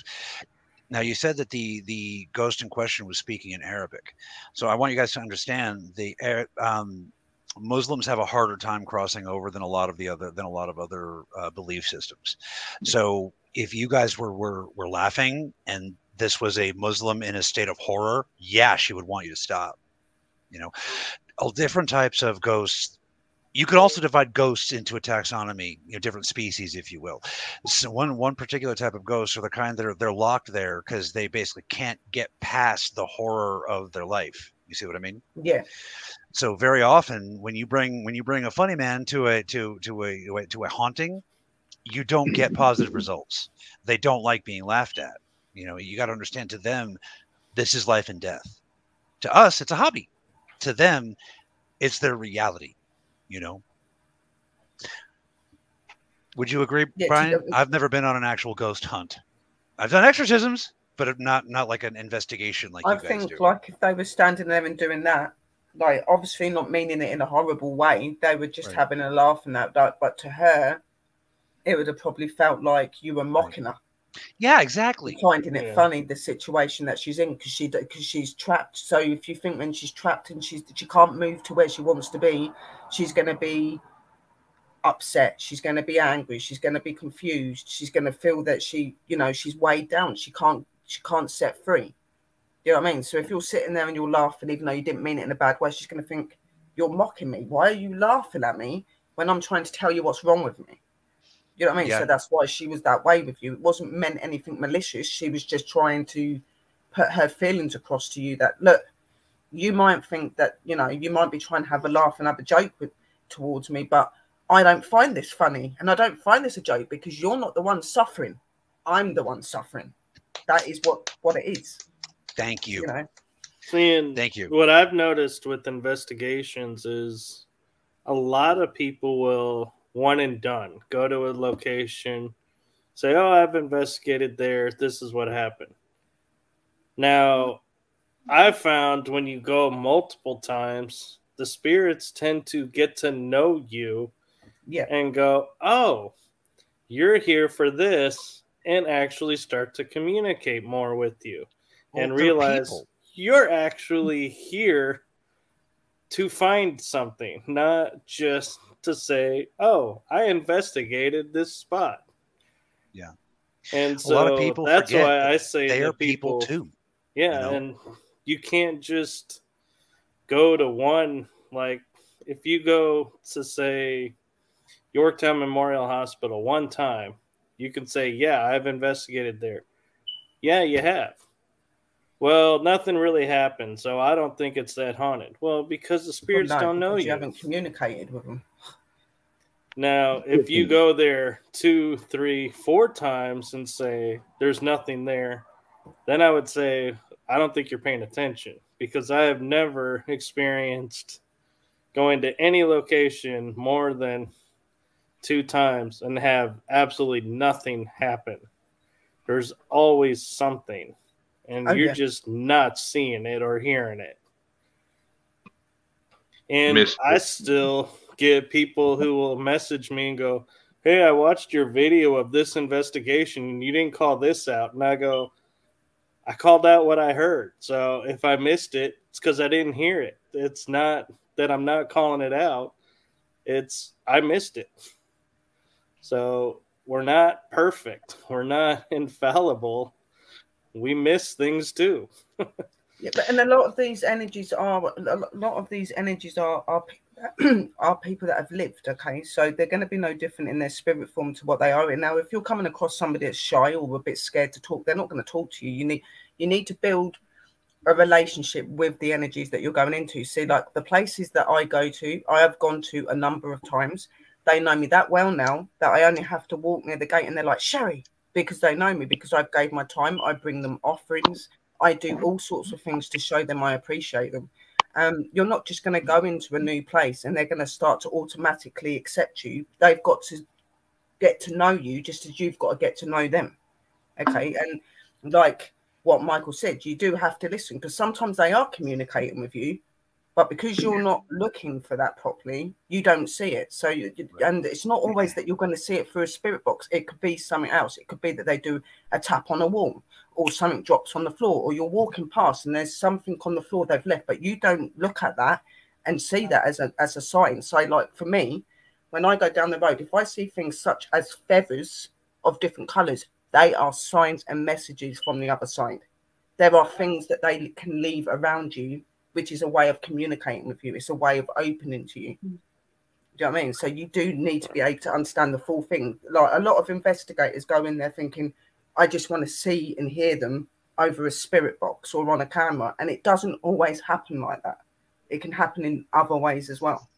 Right. I tell people when they are just starting, I'm like, the hardest thing you're going to do is it's twofold. One, you can't be attached to an outcome. And the second is you can't go in being blinded to only going, I'm going to get an EVP, because you'll be missing all the stuff that's going on. Like there may be a shadow that walks by, or there could be a knock on a wall, like you're saying, and you'll dismiss it because it's not the EVP that you're looking for. And I'm like, you have to go in total blank. Give a sign, couldn't you? Yeah, you could ask them to give a sign and they drop something like a penny, or they drop a feather, or they drop something, but because you're too busy staring at the camera and waiting for something to happen, you miss everything else going on around you. See, with me, yes, I like using my cameras, I like using my EVPs, but 9 times out of 10, you won't see me walk around with it. I'll put it in a place, let that do its thing. I walk around to look for them. I walk around to communicate with them. And I'm, sometimes I might have my EVP on me, but I'm always looking on the floors, on the walls. I'm always looking for things to see if they're communicating. And obviously, because I can see and feel them, 9 times out of 10, I see them coming towards me anyway. And it's like, oh, you're here. Like I'm, and I will always be respectful in the way of introducing myself, saying, I know this is your home. I come in respect. I come in love. I mean you no harm. I just want to communicate with you. I want to help you if you need help. I want to understand why you're still here. I bring respect. And that's why I get a lot of communication and a lot of things from spirit, because I do show respect and I treat them like they're human. A lot of people treat them like they're circus acts. Well, knock this over, throw this, do that. Right. Stupid psychic pet tricks. We hate like that. In real life. Would you talk to a living person in real life like that? So why would you do it to them? Yeah. Treat them like human beings. That's what they are. That's why that's like, people ask me like, what's your favorite paranormal show? And I'll go, my number one is Destination Fear, because they, on an episode, said, make a sound to let us know you're here. They made the sound, ran out. Then they came back in and said, I know we told you to make a sound. We're sorry we ran out on you. Can you communicate again? And I was like, that took a lot of guts for them to admit they ran out after asking for that and to own it was their fault. Most shows I watch, they'll run out, and then they'll go back in and go, oh, we wanted to do this. And it's like they ignore the fact that they ran out on the spirit doing what they asked for. Yeah. I've discovered that tends to be a human trait. I get this a lot where people will make a request, then it happens, then they get freaked the fuck out. And it's like, but you asked. What are we doing here? If you guys can hear something amazing, Tiffany, would it be crossing the line if I asked you to share with Michael and Sherry and the alien over here? Just say my name. Okay, the pizza guy over there with glasses. I'm people too. I'm kidding. You're an alien. He's an alien in human form. Basically. And I have the genetic proof. That's the cool part. Alien. So what were you going to ask, Tiffany? Go ahead, Brian. Sorry. Yeah, what were you asking, Tiffany? Yeah. Oh, yeah. Since you already unleashed it. Explain to them what you can do. So I can pick up on energies. I have walked to places. I do not know the histories. I have walked to places and I have vividly described events in great detail of people and places, come to find out later that it is verified automatically through historical records of what I described. The perfect example is in high school, I went on a tour. This was a field trip by my school. We went to the state building of Texas. I have no prior history to this place. When I get there, I started noticing these men in different attire from the 1800s. As we got closer onto the second floor, I started smelling burning wood, burning fire. I heard horses screaming, and etc. Come to find out, after I had left that place, that the actual building caught on fire twice. Several of the men have died, and many of the horses did suffer fatalities. That was a place that I've never been to before. Which building? Ghost horses are a thing, folks, and they are scary. Yeah. Another one is the Which building was that? The state building of Austin, where they passed the bills and legislation. Oh, our state capitol. Yeah. Okay. And I've never been there before, and I was only 17 at the time. Paul asks, when we pass, do we have a chance in where we do we have a choice in where we reincarnate to? Yes, the choice is yours. It's one of the great things about crossing over. You can go anywhere, any when, any who. Right. You know, I think Tiffany wasn't done. Oh, I'm sorry. I do that sometimes. And another place was, of course, the Alamo. The Alamo, yeah. So I moved to San Antonio about 20-some years ago. I did not know the history of the Alamo. I decided to go on February 13th. A lot of people think that the Alamo was a one-day kind of thing, and that was it. It was actually 3 months. But anyways, I went there, and I had come across these guns that were found in the Alamo. They all belong to the soldiers. Who they belong to doesn't really say, doesn't specify. Everything's behind glass there. I come across the very back. This is called the barracks of the Alamo. You can go visit. I came across this uniform in particular, and I started seeing a lot of the cannons being shot. I smelled smoke.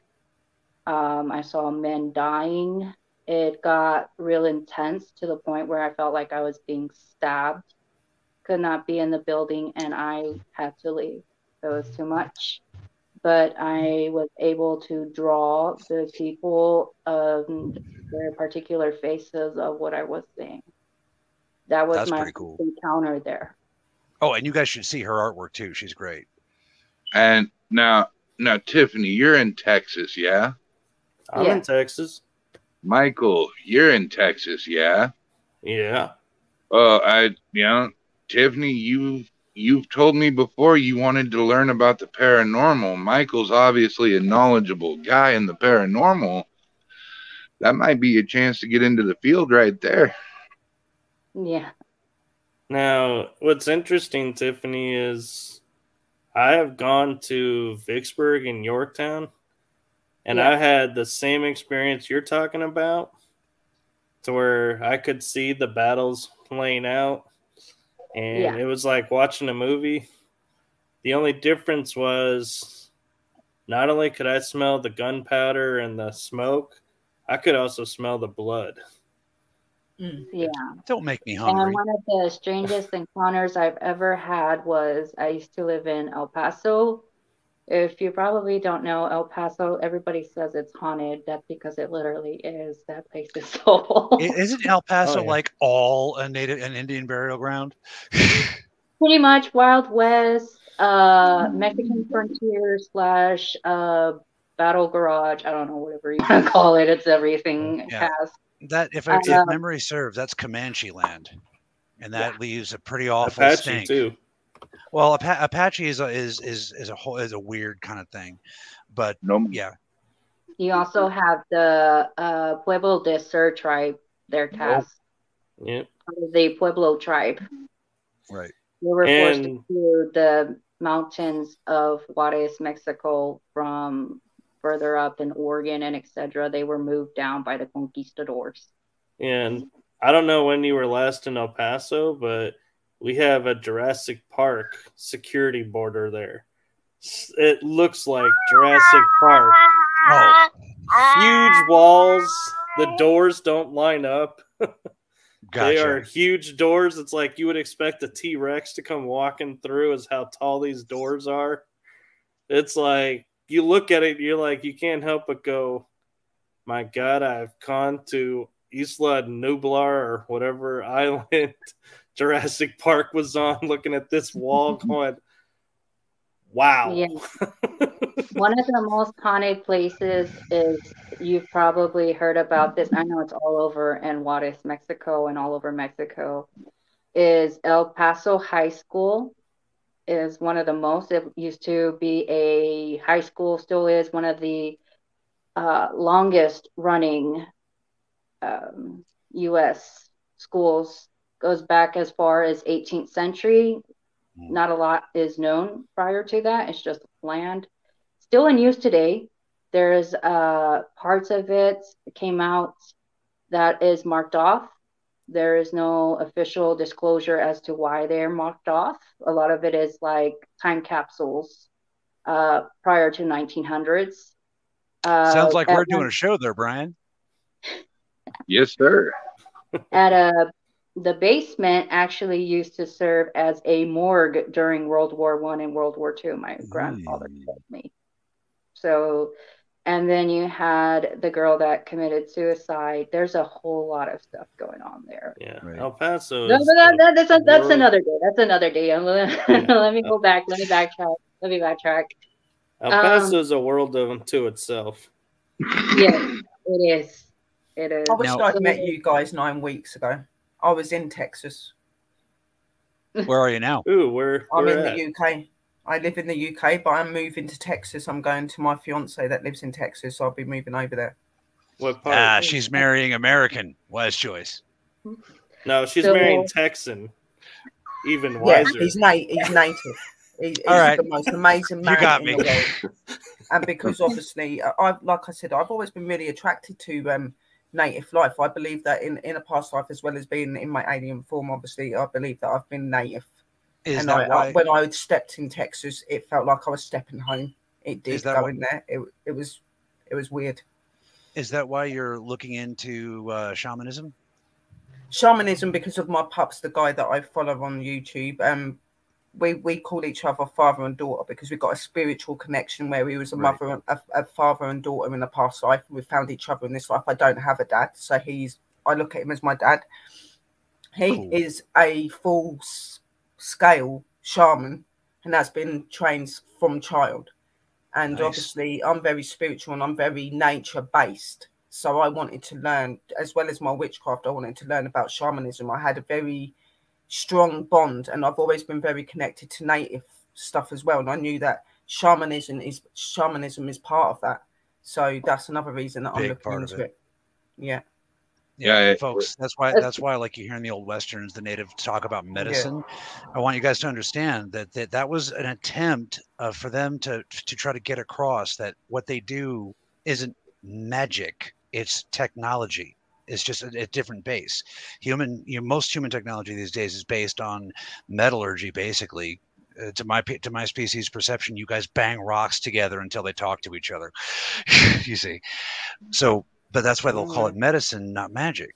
You see what I mean? They're trying to get across and that is what shamanism is. It's more about like medicine. It's using trees and plants and things to be able to do things for people. It's a natural way of life. That's what I believe. I believe in the natural way. Like I'm not very big on going to the doctors and using their prescribed medication. I don't trust it. I'd rather go to a remedy, an old school way. That is just how I am. And I imagine, given your differential DNA, they are known as medicine doctors, or medicine women. That is what they are. I use magic through using my tools, but your magic doesn't come from your tools. Your magic comes from within. Shamanism is like using magic, but not the same way as what you would as a witch. It's where you use the energies of the plants, you use the energies of trees, you use the energies of nature, and things like that. That's how we progress. We might use the energies of like all sorts of things. Thank fire, you, Ryan. wood, all sorts. I would say what divides a shaman from other traditions is less reliance on magic and like plant medicine, what you're talking about, and more. And this is just an opinion. I'm not saying I'm right. This is just from my journey, and more about basically obedience to the spirits. You see what I mean? I think that's just my opinion, but I think that's what kind of divides a shaman from a witch. And keep in mind, I married a Wiccan, so it's like if she were in the room, she'd have a lot to say. She would be going gaga over that tapestry. But like for me, like obviously because I'm studying my shamanism and I'm studying my witchcraft. I know that there are a difference in it, but I am very much connected in both of my beliefs with spirit. It's always been about the spirit. Even in my witchcraft, I use my elements. I use my powers of nature. Right. I always have. That I am a natural nature witch. I am a nature witch. I work with nature. I work with energies. That is who I am. Are you a solitary practitioner, or do you have a coven? I do not go through coven. I do not believe in I'm not saying that you shouldn't follow them. I am all natural. I've learned naturally through my shamanism, through my witchcraft. I've learned natural through my investigations. Right. I do not do certification. I do not do any of that. I like to go by me and what I learned through experience. That's just how I do it.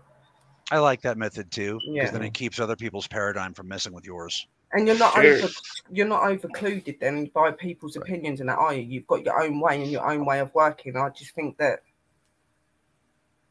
Yeah. Oh no, I'm just raising my hand for when you're done, so I don't forget. I thought you said to like 1 minute. No. Natural and like I believe in natural energy. Natural energy is the way forward in all of this. Like it's believing in yourself. It's believing in what you see. It's what you. When you're reading books and you're reading all these sort of things, it clouds your mind on what is real. Yeah. In my opinion. So I like to do it naturally. I'll go and touch a tree and I can hear a tree talking to me. I can hear a plant talking to me. Everything has energy and everything is living. That is how I look at it. And I agree.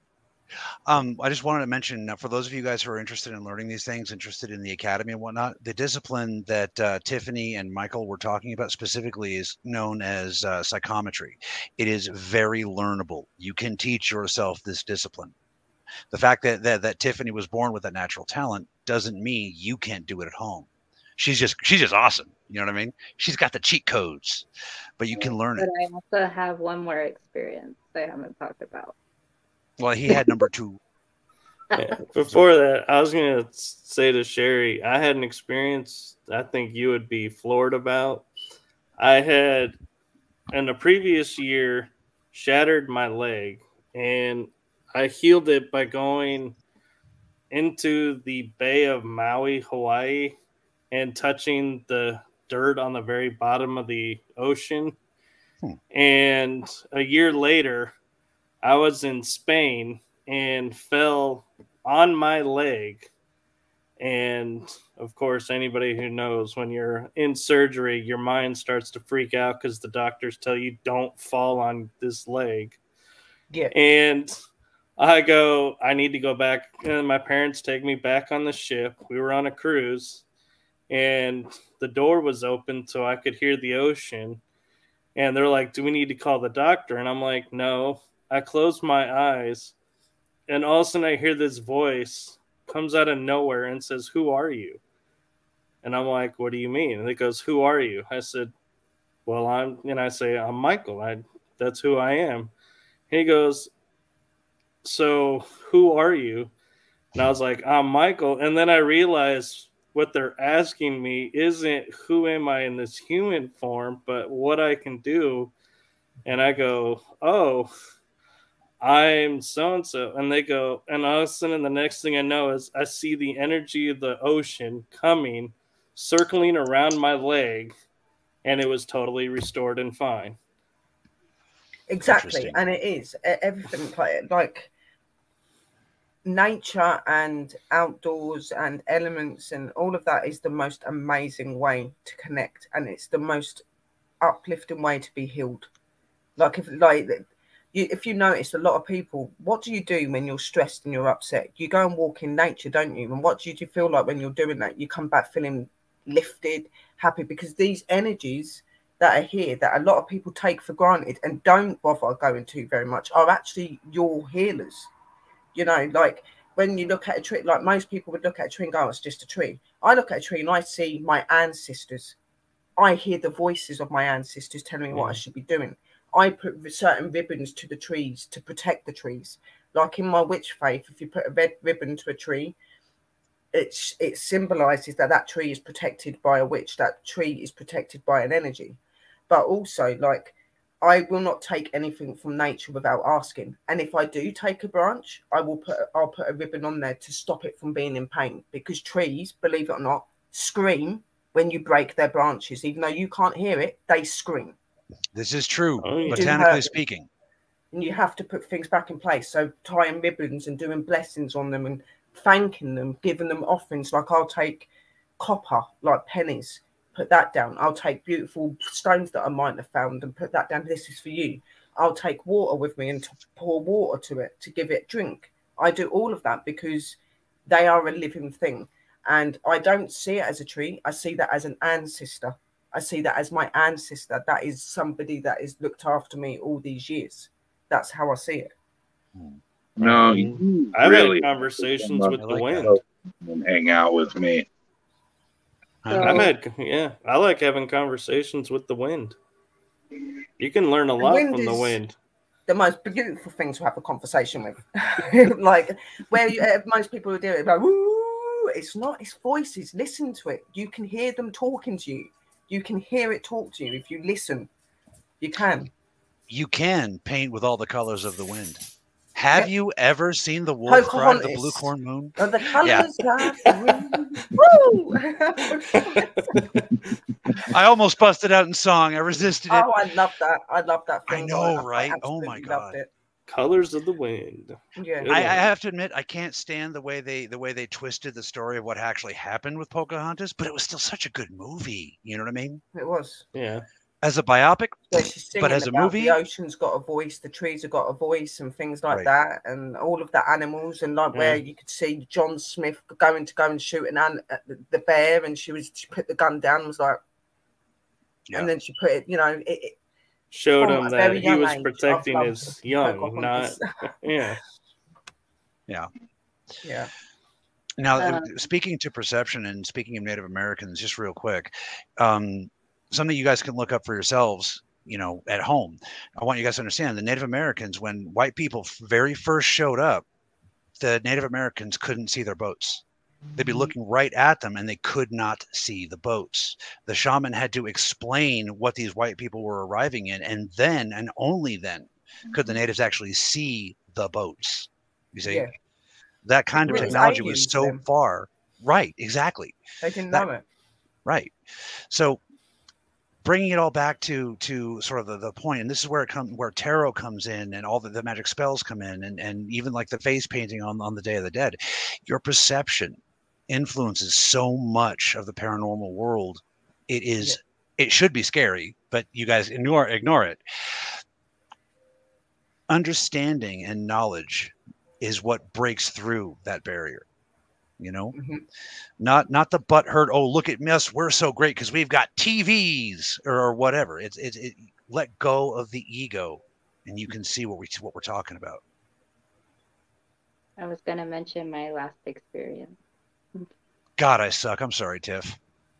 It's okay. Go for it, Tiff. The floor is yours. So the last one was going to the main public library of El Paso. The main public library, I did not know this at the time, was built on the very first cemetery of El Paso ever. You have Native Americans, you have bordellas that were there, you had your outlaws, you have everything there. And they did not remove the bodies. I did not know that. And ironically, right across the street, you have the Science Museum that also has its own fair share of stories, but that's another day. So I was helping with the camp in the Science Museum, and the students were learning about butterflies. The teacher wanted to use that book, A Very Hungry Caterpillar, and I'm like, oh, I know what that is. Okay, let me go across the street. Let me go to the library. I'll go find it. I'll come back, and we can learn about caterpillars. It wasn't that hard. So when I went up onto the second floor, because I've never been to that library before, I've been to other locations, I noticed that in the children's section, it's pretty deep on the second floor. Like, there's not a lot of people in there. When I was going through the books, I finally found the book that I was looking for, and I kept hearing like cowboy things that they used to have that you see in the movies, those things that make noise. I looked up and I saw this gentleman. He was probably in his mid-60s. He was an elderly gentleman. I noticed that he was very nice. He looked like a real person, couldn't distinguish what he was. I thought he was a tourist because you have a lot of people in tourists in El Paso that dress up like cowboys because they think Texas is cowboy land. So I just didn't think anything of it at the time, though. The individual came up to me and he said, "Excuse me, ma'am," and he took off his hat. Very polite, very sincere gentleman. And he told me, "Where is the washroom?" Now, somebody that hears washroom, they know that washroom, that's not our time. That's cowboy time. And I remember was thinking to myself, washroom, wherever that. I was like, "Oh, you mean bathroom? Yeah. If you go to the down the hall, you take a left and then you take another right, there's your bathroom." He said, "Thank you." He put on his hat and he started walking off, and I didn't think anything of it. I grabbed the book, and then I noticed that the man's boots weren't making noise anymore. So I turned over, and the man actually floated into the wall. That's cool. So, yeah, and this is what I'm trying to say is that some entities, they introduce themselves to you. And not always in a friendly way. Yeah, you have friendly ones, and you have ones that, like, you know, are asking about the bathroom. Whatever, man, you know, that's not my business. You know, he's alive, he's dead. Everybody's got to go at some point. Well, I found that interesting. What if because that's what ectoplasm is? But that's what a lot of people think, though, don't they? When you say the word spirit or something like that, they think that spirits are like see-through and that you'd be able to tell. But sometimes they look just as alive as what we do. You wouldn't even know that they're dead until you. Like, I've had a similar experience to Tiffany when I've been. Like, I get it quite a lot when I'm walking through the street. You'll see, I'll physically see them walking past me where other people can't see them, and they look like they're alive, but they're not. And then you'll notice that they walk through a wall, or they walk through the lamppost, and it, you know, that they don't always look see-through and fluorescent. You know, it really depends on them, you know, and their energy and things. That all of them are different, aren't they? So stuff like this makes me glad I'm blind.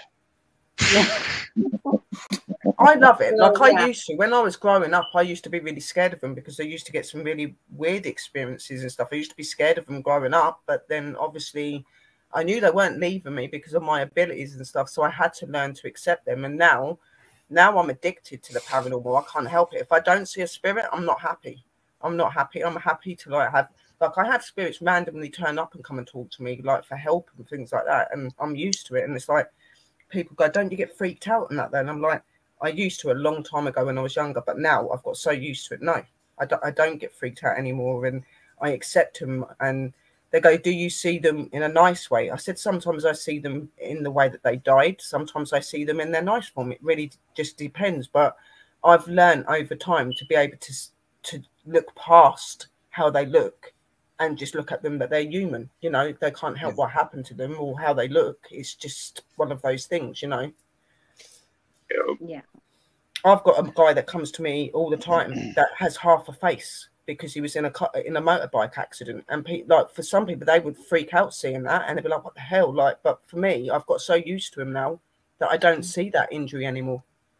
I see him as him. You get used to it. Yeah, you do. Yeah. Paul wants to know if we can talk about Skinwalker.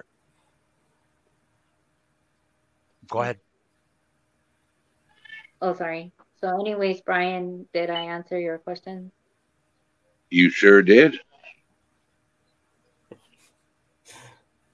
Oh, sorry, Brian. I'm cracking up over what Cass is talking about. Paulie said, what are your thoughts on Skinwalker Ranch? Because we were just talking about that before we started the show. Oh, bingo. Yes, we were. I knew that was going to come up. Skinwalker Ranch is a very interesting place, and it's not just because of spirit. There are meant to be many different things that happen there. I do believe that Skinwalker Ranch is some sort of opening for all sorts of energy, to be quite honest. Definitely. All right. But before we talk about the Skinwalker Ranch here, we're at 2 hours and 11 minutes. I gotta go to bed. Tiffany, you gotta go to bed. Cass, Michael, Sherry. Skinwalker Ranch is gonna take us probably another hour to discuss. Are you guys down for it? Yeah.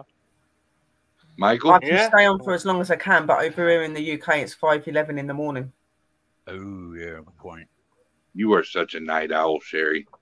I am what they call a vampire, apparently. I am nocturnal. I do not sleep at night. I'm still curious where you're moving in Texas. I am going to Laredo. Oh, okay. I know where that's at. Laredo, Texas. Laredo. I call it Laredo. I don't know why I call it Laredo, but yeah, Laredo. Oh, yeah. Well, there's a lot of cities you'll find in Texas. You gotta be careful how you pronounce them. Like, yes. If you don't say it right, you will. Yeah, people will be angry.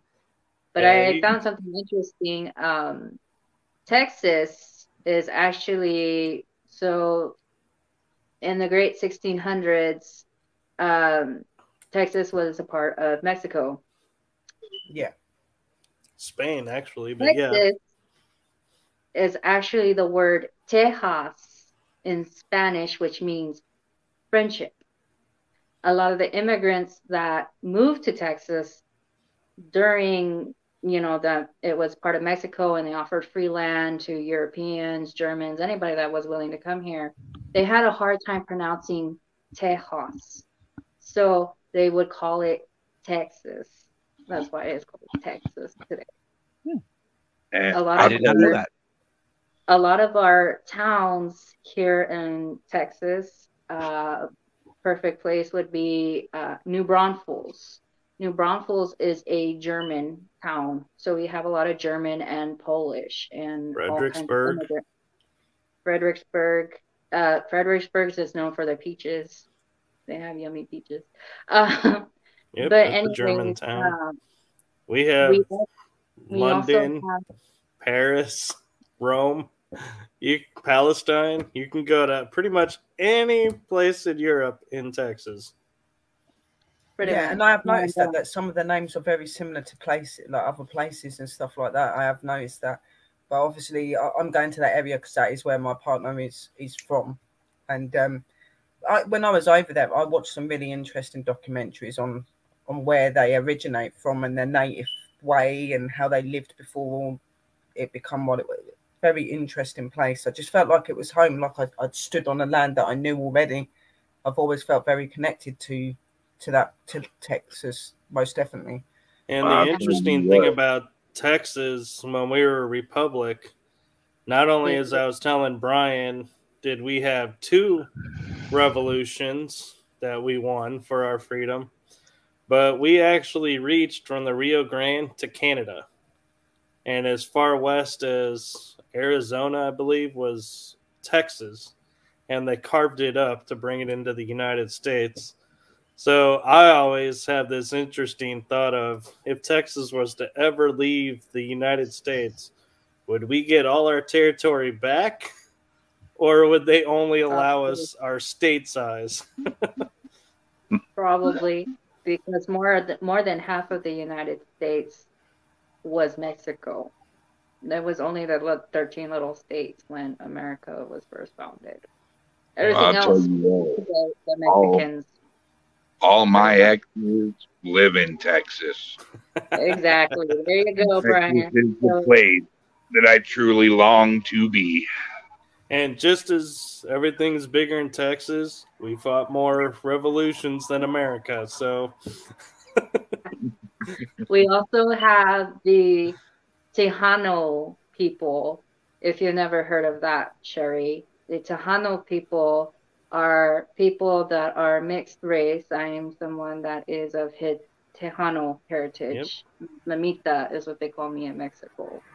Somebody who is mixed with Native American, Mexican, and American all in one. We even had our own language, the Tejano language, which we shared with the people that were settling in Mexico. Tejano usually refers to people that are mixed race and their ancestors go back to Mayans and Aztecs and lived mostly in Mexico. They have either lived in Mexico, northern part, all the way from Juarez to Mexico City, but no further than that, and up into Texas. Yeah, So, see, I'm still learning a lot about Texas and stuff like that. Like where I was and where my partner's business is, like literally if you just go down the road where the bridge is, you're actually on the barrier of where Mexico is. You can actually see Mexico, and I thought that was like fascinating and stuff like yeah, that. so But I did say to my partner, like, about going there, and he goes, it probably is not a very good idea to go there at the moment, baby. There's a lot of stuff going on over there. Like, he's told me about a lot of things, and it says, he goes, maybe when it gets a bit better, like when you come back, then I'll be able to take you over there and that. But it was really fascinating because obviously for me, being in the UK, I've never left my country.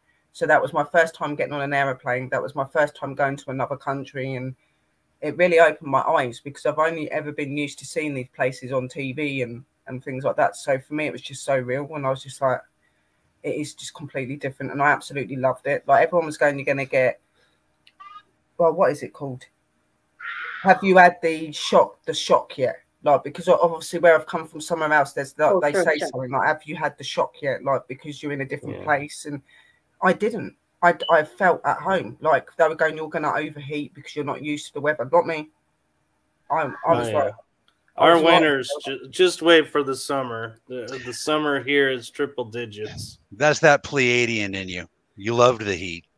I do. And like, obviously, like my family, they have, like, my mum is mixed race. Like, we originate from Jamaica. Okay, so we're used to heat.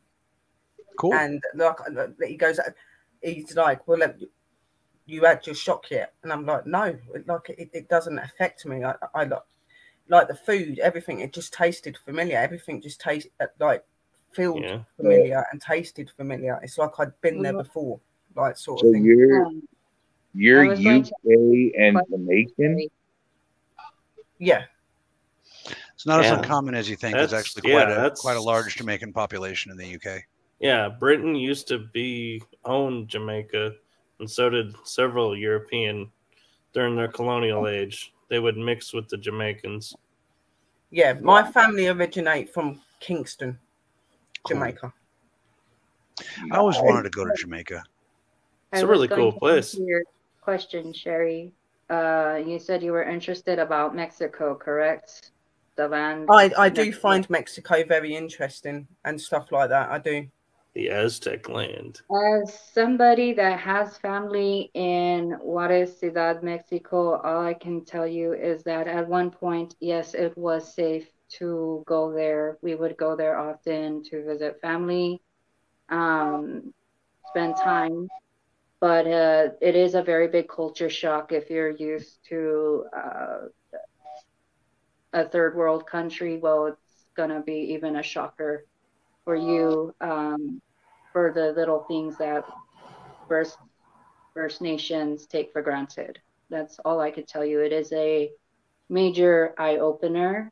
There is a drug cartel that and I know all about all of this because when I was there was actually something that kicked off over there where you could like from my partner's backyard you could actually see here the gunshots where there was something going on over there that there was like a shootout and you could hear the guns going off. It was nuts. And obviously coming from the UK we're not allowed to have guns, so that side of it is scary to me because I'm not allowed to use guns over here. And so there's also two police forces in Mexico, the friendly police that will actually help you, and then there's the other ones that'll help you get kidnapped and hold you ransom. Will break your car so they have a reason to hold you. Anyway. Yeah, no. When I said, "Can I go to can you take me to Mexico? Can you take me over there and show me?" He was like, "No, not at the minute." He goes, "It's not safe for you." Like he goes, "It's not even safe for me to walk there at the moment, baby." And he goes, "And I'm from here." He goes, "And I would not take you because they'd know straight away that you're different. They'd know that you're not from here." And it's like he would never ever let me walk around the streets on my own. He goes, "Because of the way that you look and because you're different, you'll get a lot of attention and stuff like that. You're not going anywhere on your own." And I'm like, "I can handle myself." He goes, "Handling yourself in the UK and handling yourself here is completely different." I'm like, I will agree with that. Yeah. Well, going to Mexico. What you need to do is go ahead, Tiffany. If you want to visit Mexico, I would probably advise Mexico City. I would not advise Ciudad Juarez, Mexico, because that is a drug cartel headquarters. Yeah, I hate to say that. My family's Mexican, so that's why they over there mixed race people. If they see your family's Mexican, okay, well then they'll let it fly. But at one point, Ciudad Juarez was very beautiful as a child. It really was. But unfortunately, bad things happen, right? So, but I do have very beautiful memories of that place. Yeah, and my partner said the same thing. Like he says, it did used to be a beautiful country, and when you used to be very accepted over there, and they were very open. He goes, but over time it's changed, and with all the cartel and everyone coming in now, you have to be very careful. They kind of run everything, so I don't want to take you there, not just because of I don't want to. He goes, I know that you wouldn't be safe if I took you there, and I was just like, Okay, Um, and a nice, But a nice settled you for that, don't have and to worry. I won't. Yeah, you, you you don't I'm have not. to wouldn't worry. be in that In situation. You Texas, can tell your boyfriend or your fiance, sorry, that you know a guy for hire that's I don't know, 6'5", 385 pounds, former ex-professional lucho wrestler, libro, lucho libre. and really cheap rates, really good protection, big bulky beard, bald head, tattoos all over. Real swell fella. Well, all I He know, will protect you.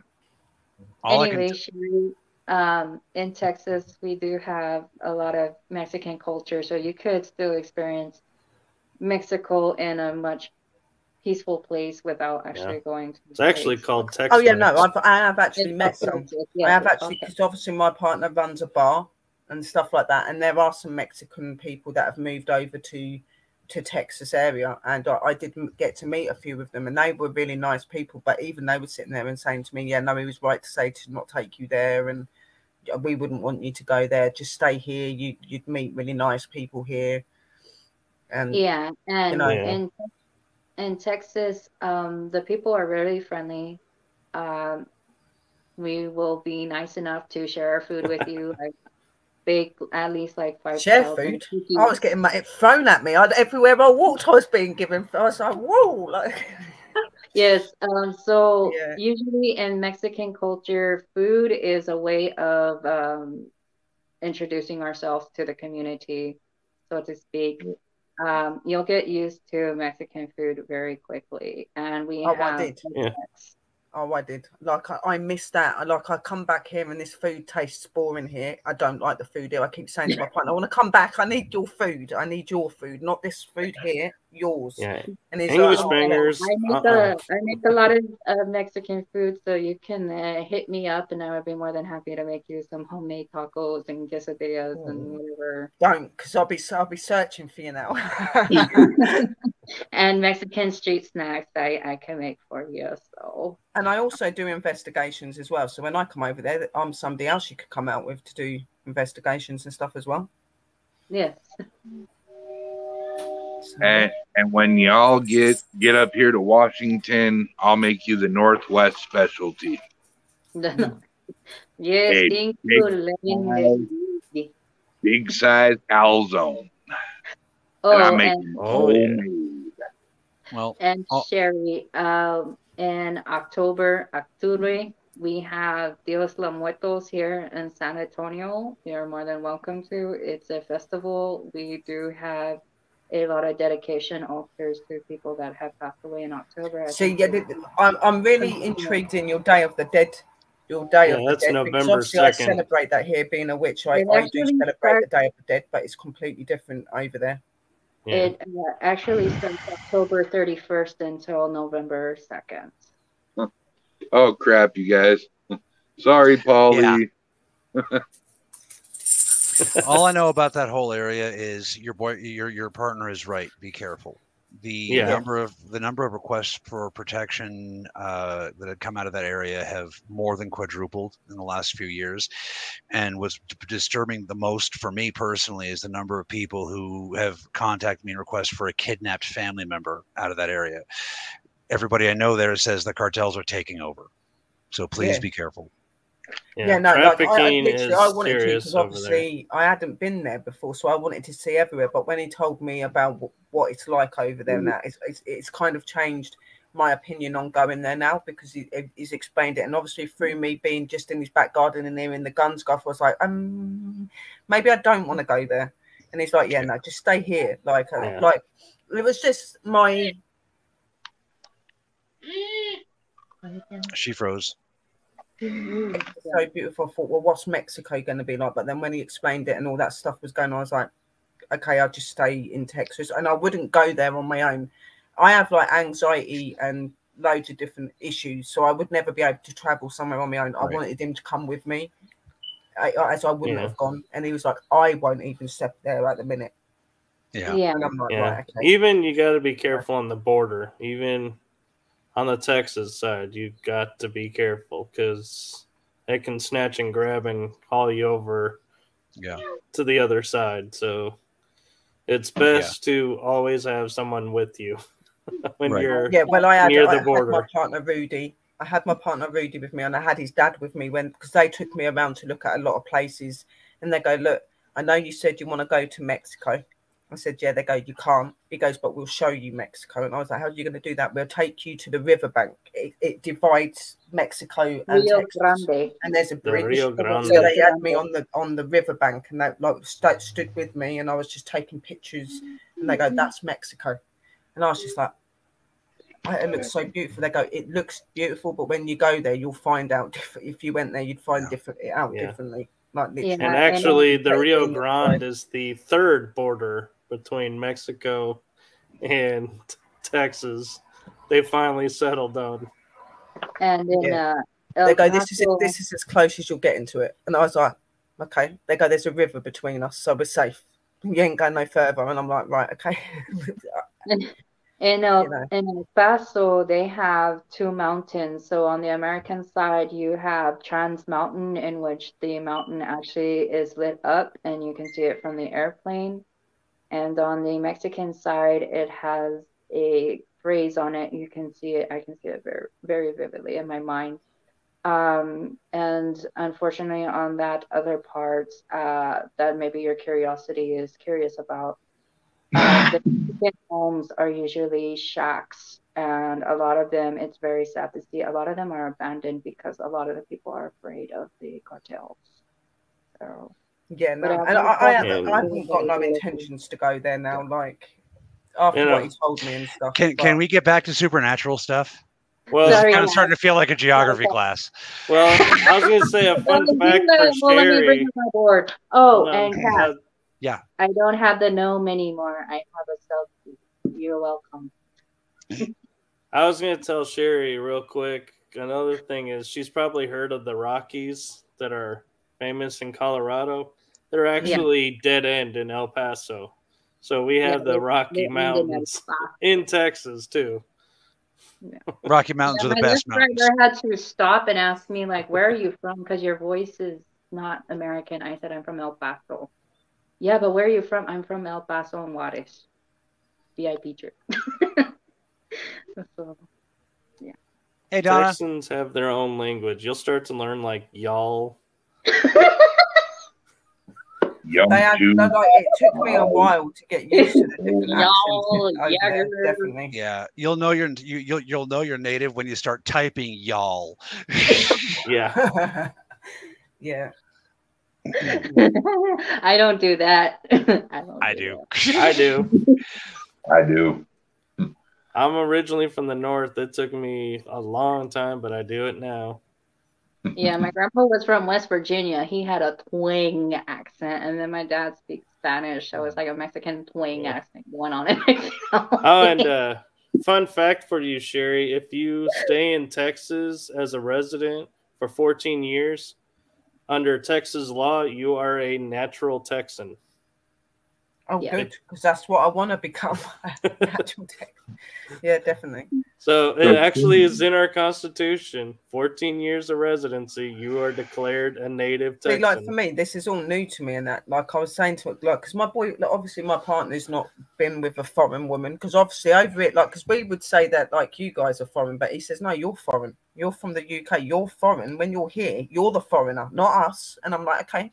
To me, you're all foreigners. Like, and he's like, I know a great band called Foreigner.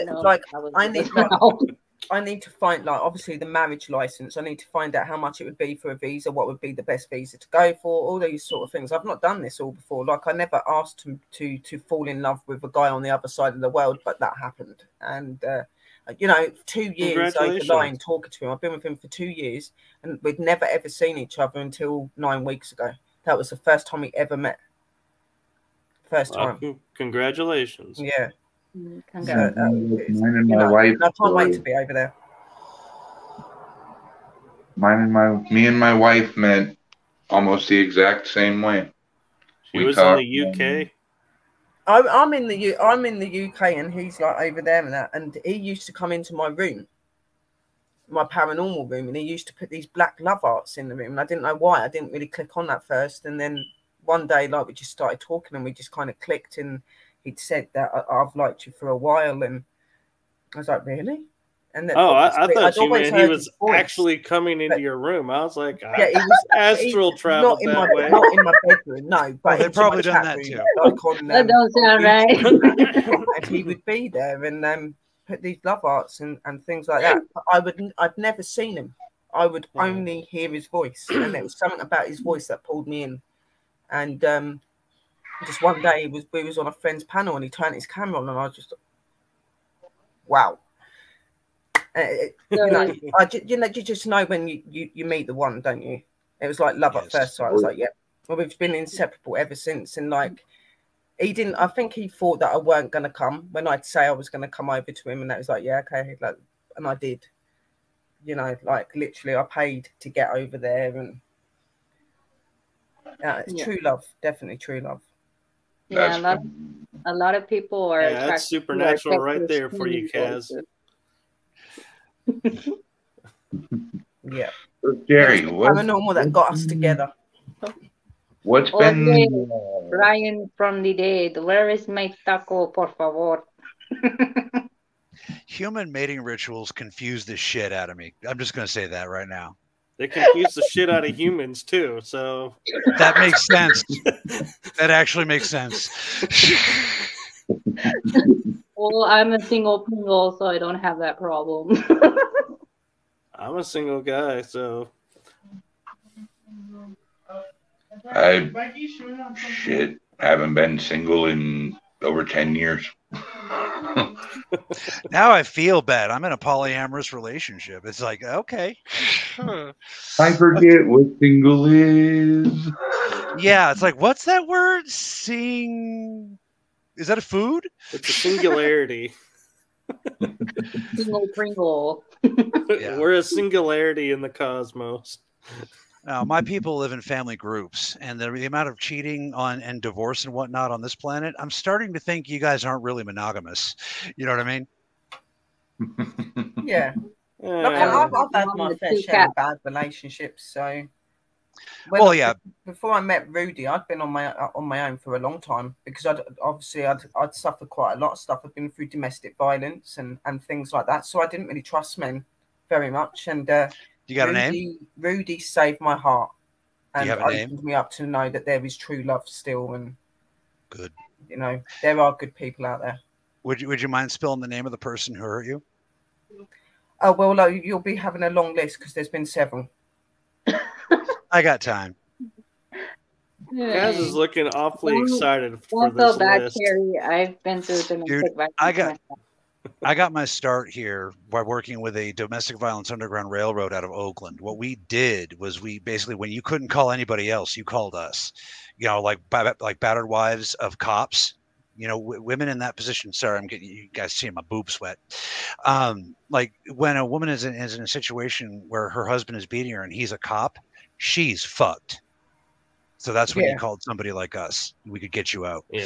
Domestic violence is one of the most hated things here. Were police officers. They were just really crappy men that didn't know how to look after women properly. And, you know, I went through domestic violence and I went through sexual abuse with them as well. So, yeah, I've been through quite a lot of crap. Yeah. And they got away with it. They got away with it as well. You're around. No, they didn't. Now they didn't get away with it. And I've got 2 children that were took off me by social services because of it. I've been without my kids for 10 years, 12 years. Jesus. You should have met me a long time ago. And they won't give me my kids back. We'll see. That's my boy was took at 2.5 years old, and my daughter was took from birth. I had her, and then 3 days after giving birth to her, they come to the hospital and they removed her from my arms and took her from me. Damn, that's cruel. Yeah. I'm going to speak later. Most definitely. But guys, this past my Mimi's time. I gotta go to bed now. Yeah. Thank you for having us, Tiffany. The lodge thing, we should maybe do that another day. Right. The talk about Skinwalker Ranch. Yeah. There's one thing I really want to get to about that, actually, if we can, before the end of the show. Just like one thing. Go ahead. Okay. So you guys might be happy to learn we're actually working on a chance to go to Skinwalker Ranch and investigate the place in person. Okay. What we need right now to make that happen is resources and public interest. If we can prove that there's enough public interest, they will let us on the ranch. You know, for me personally, this is that it's been a long road. They don't want me there because they want that mystique. That's how they make their money, and they know that once we start investigating, we're going to crash the mystique wide open. You know. Now, personally, I think there's a UFO under the rocks, and that's what's causing all the disturbances. But we've never been there, so stay tuned because the Skinwalker episode is coming. Definitely. That's all I wanted to say. Well, all right, guys. Well, Sherry, I appreciate you hopping on tonight and doing what you do, sharing them links. You are awesome and amazing. And That's Mr. family Michael, for you. That's what family do. Right. You have been Oh, fabulous guest. remembered what I was going to say. Oh, go ahead, Tiffany. A lot of the star seeds, they have a lot of the constellations on the stars on their bodies. Did you know that? Yeah, often in birthmarks. Yeah. I don't have one. I feel gypped. I want one. have the Pleiades on my stomach. That Mine does can't not be surprise seen. me. We've known each other a long time, Tiffany. That doesn't surprise me at all.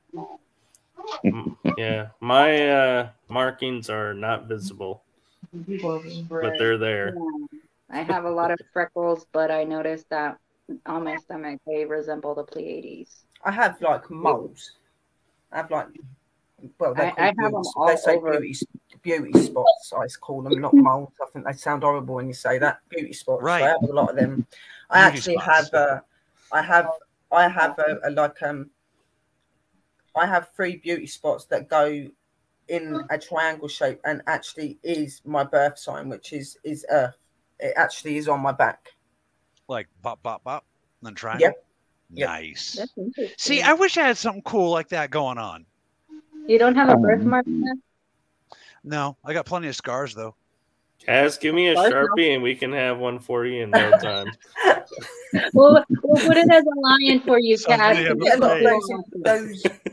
You can get a lot of those medical things now. I'm sure you could get one inserted into your body. They do all the Actually, I piercings saw and that things you now, can don't they? actually So, spray paint freckles on you. That's a trend. I didn't know that was a That's thing. interesting.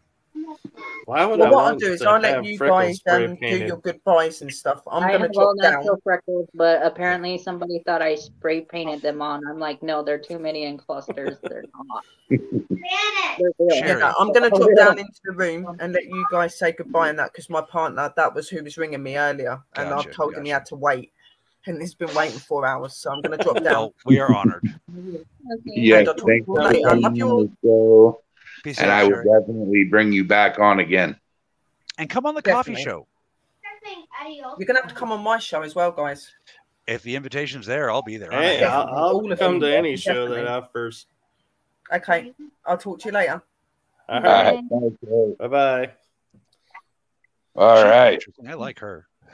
Me And too. thank you Tiffany, for the reading before you bounce out. You're welcome. I'm going again on Sunday. So, and somebody wanted me to do another show to talk about selfies. I'm very fascinated as to what I know about berries and stuff. Nice. Speaking of which, Tiffany, you've known me the longest out of everybody here. Do you think, given everything that's going on, do you think we should bring the Academy back? It's up to you.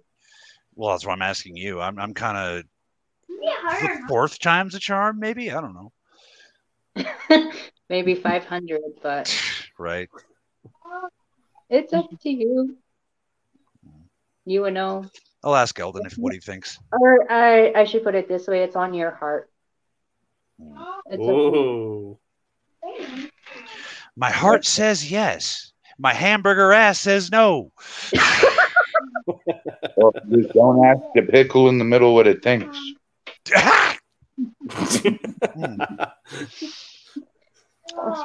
I'm going to leave that one for Crimson Sonata. Oh man. Well, Michael, it has been an honor to have you on my podcast, brother. Yeah, We've and learned a lot about you and a I lot of gotta, history from you. I gotta say, Brian, when I had to step out, my computer went into a blue screen that I had never seen, and it was buzzing. And I was Sorry. like, the only thing I could think was going through my head was somebody does not like me talking about this topic and was trying to get me out of the Oh, topic. dude. That actually This very well happened- could be. We get interference depending on how deep we get. Like when we Yeah. get really deep, like off the edge and like under the iceberg, everything starts to fritz. You know? Yeah, because it was a weird message. It was like one I've never seen, and I've seen blue screens, and I have never had that happen on a thing where all of a suddenly it like starts buzzing and says "system interrupted." Do you have Windows 11? And I might. I don't know. It self updates itself. That's weird. But Mr. Michael, I'm gonna probably get a hold of you within the next couple days, as I'm gonna whip something up, if you will, and talk to a couple of people. He's gonna whip it out. Shut up, Cass. God, I was getting there. But I'm gonna talk to a couple people and see what I can do about giving you a hand in the paranormal field. All right. And see if we can find you some places to investigate, stuff like that. Can't go too much into detail, without giving plans away, but I'll talk to you about it later. All right. Sounds good. Birdcage Theater would be a good place to start. The alien down there might understand what we're saying. Oh, Except okay. for the alien you're talking about is The on pizza that side delivery of the man street. right there. What? I'm Diagonal. innocent. Diagonal. Yeah. Except your diagonal is pointing towards me, not Yeah, him. it's all backwards. All right, hang on a second. Hang on. Okay. There we go. There we go. The There alien. you go. I love you too, All guys. right. Well, Michael, I will definitely be getting a hold of you in the next couple days. And before we hop out of here, please tell us how to go watch your videos and how to get a hold of you, good sir. You can And you have find a book my, or something? Tell us about it. don't have a book yet, but I probably could with as many videos I have out. But I am trying to find. Isn't it always the way? Just when I'm trying to, I'm gonna get the channel. Well, let me give you this link. I can't find the other link that's more direct, but this will work. But my YouTube channel is Michael MICHEAL.Kopf. And you can probably find me there, or I sent the link. It's the link that YouTube uses to find me.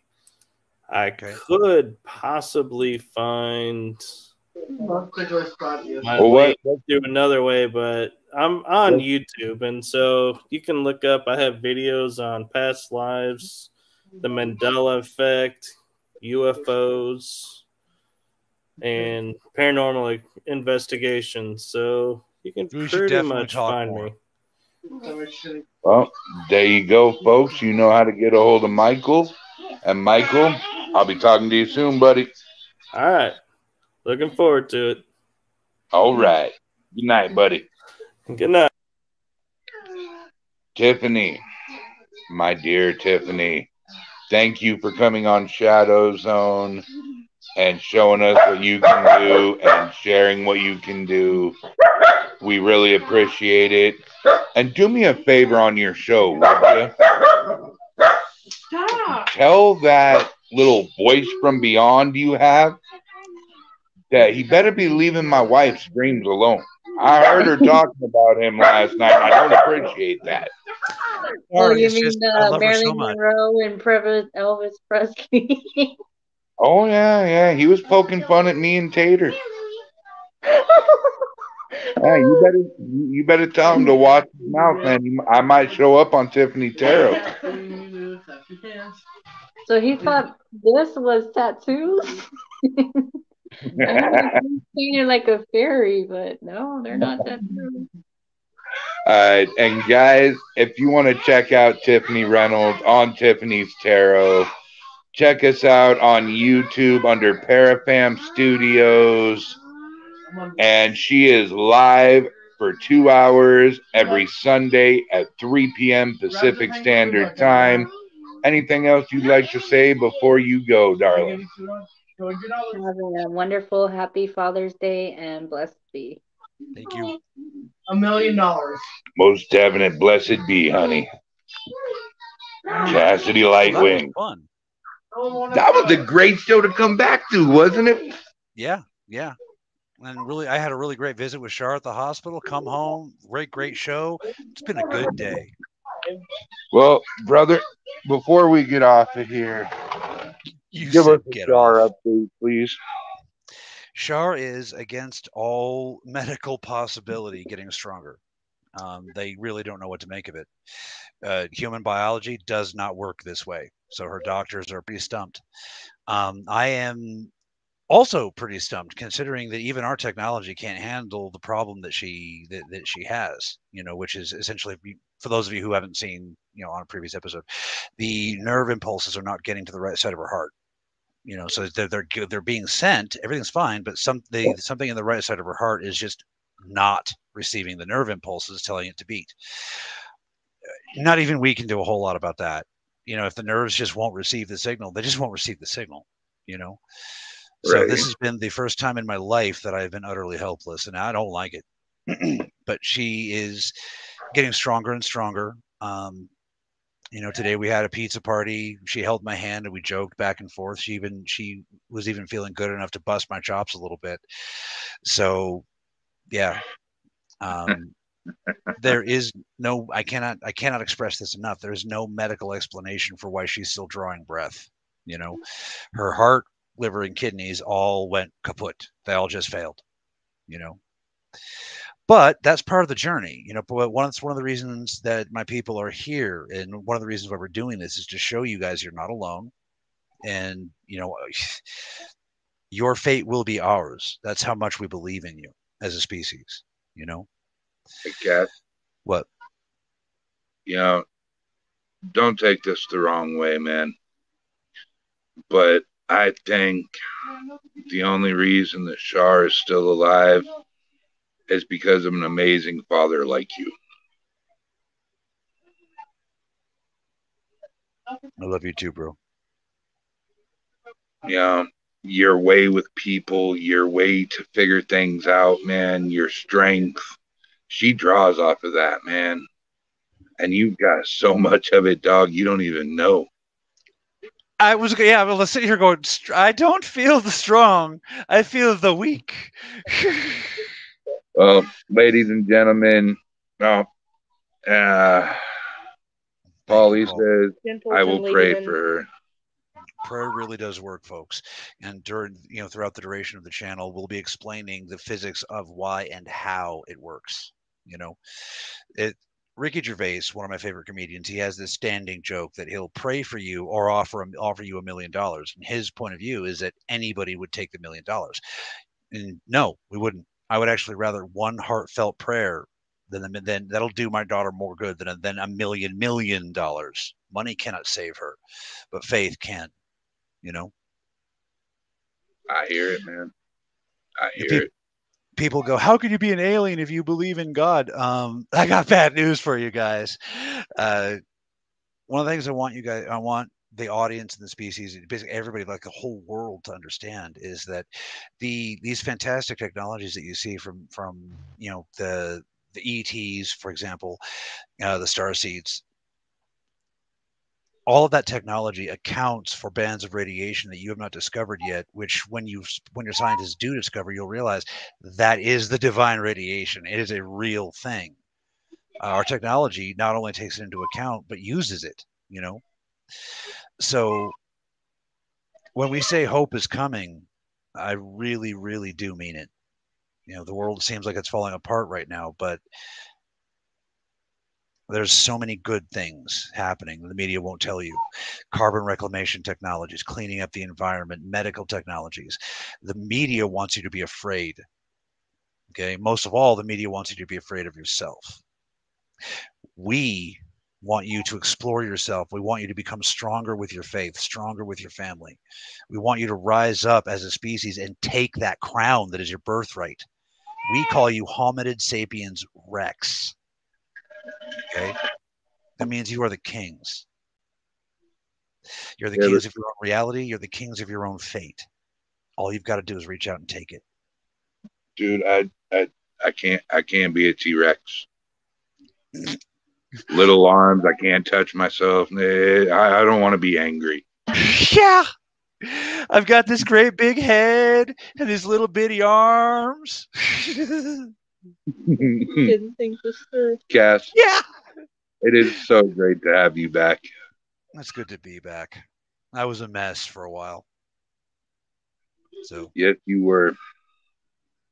And I know people, he didn't get into drugs. He didn't get into alcohol. Tell him what happened, Cass. Which part? It's been an ongoing saga. Let's start off at the part where you just damn near died a few weeks ago. Oh, yeah. Okay, so my body does not react very well to this biosphere. It doesn't look like it, but I'm actually very sickly. I'm actually taller than him, but I mean, look at these noodles. You know what I mean? So basically, long story short, I was on a job for the Native Americans at Standing Rock. Now, if you don't know what Standing Rock is and why it's a big deal, I implore everyone, look up Standing Rock. Look up the way the Lakota stood their ground. Okay. So I was called in for a job. There was an all-call, nasty spirit. Basically, the reason why I don't do investigations is because my team is the one you call when things go sideways. You know what I mean? And things went very, very sideways. This entity ripped my intestine open like it was tissue paper. It was not fun. And ever since then, I've been essentially fighting off organ necrosis and lots of badness.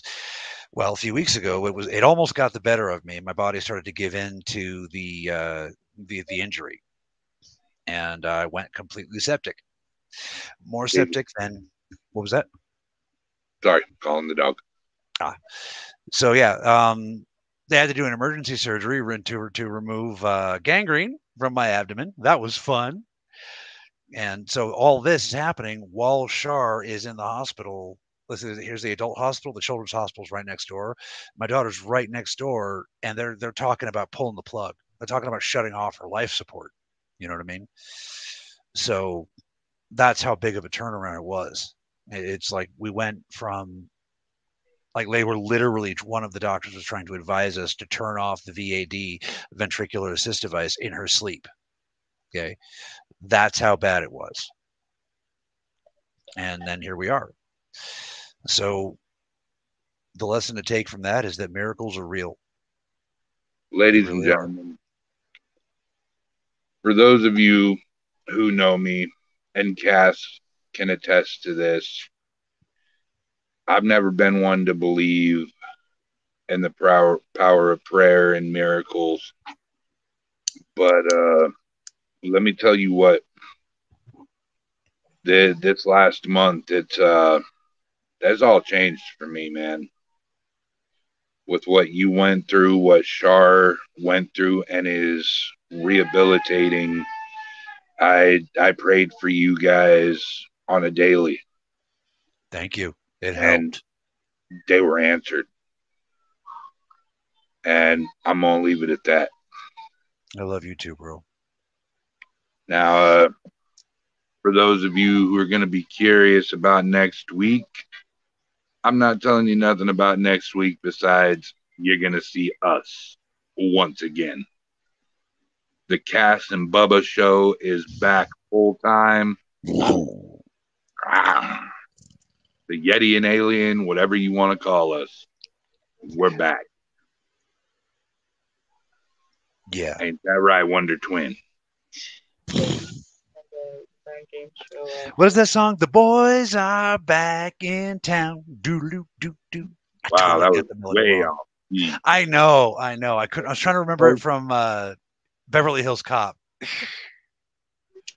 It's John. supposed to go. The boys are back in town. Yeah, the boys are back in town. Thank you. I forgot. I'm sorry. All right, guys. Sherry, I know you're in the back along with Michael. I will be there in just a second, guys. For everybody else, have a hauntingly good night and a ghoulishly good day. Much love, y'all. See you next Sunday.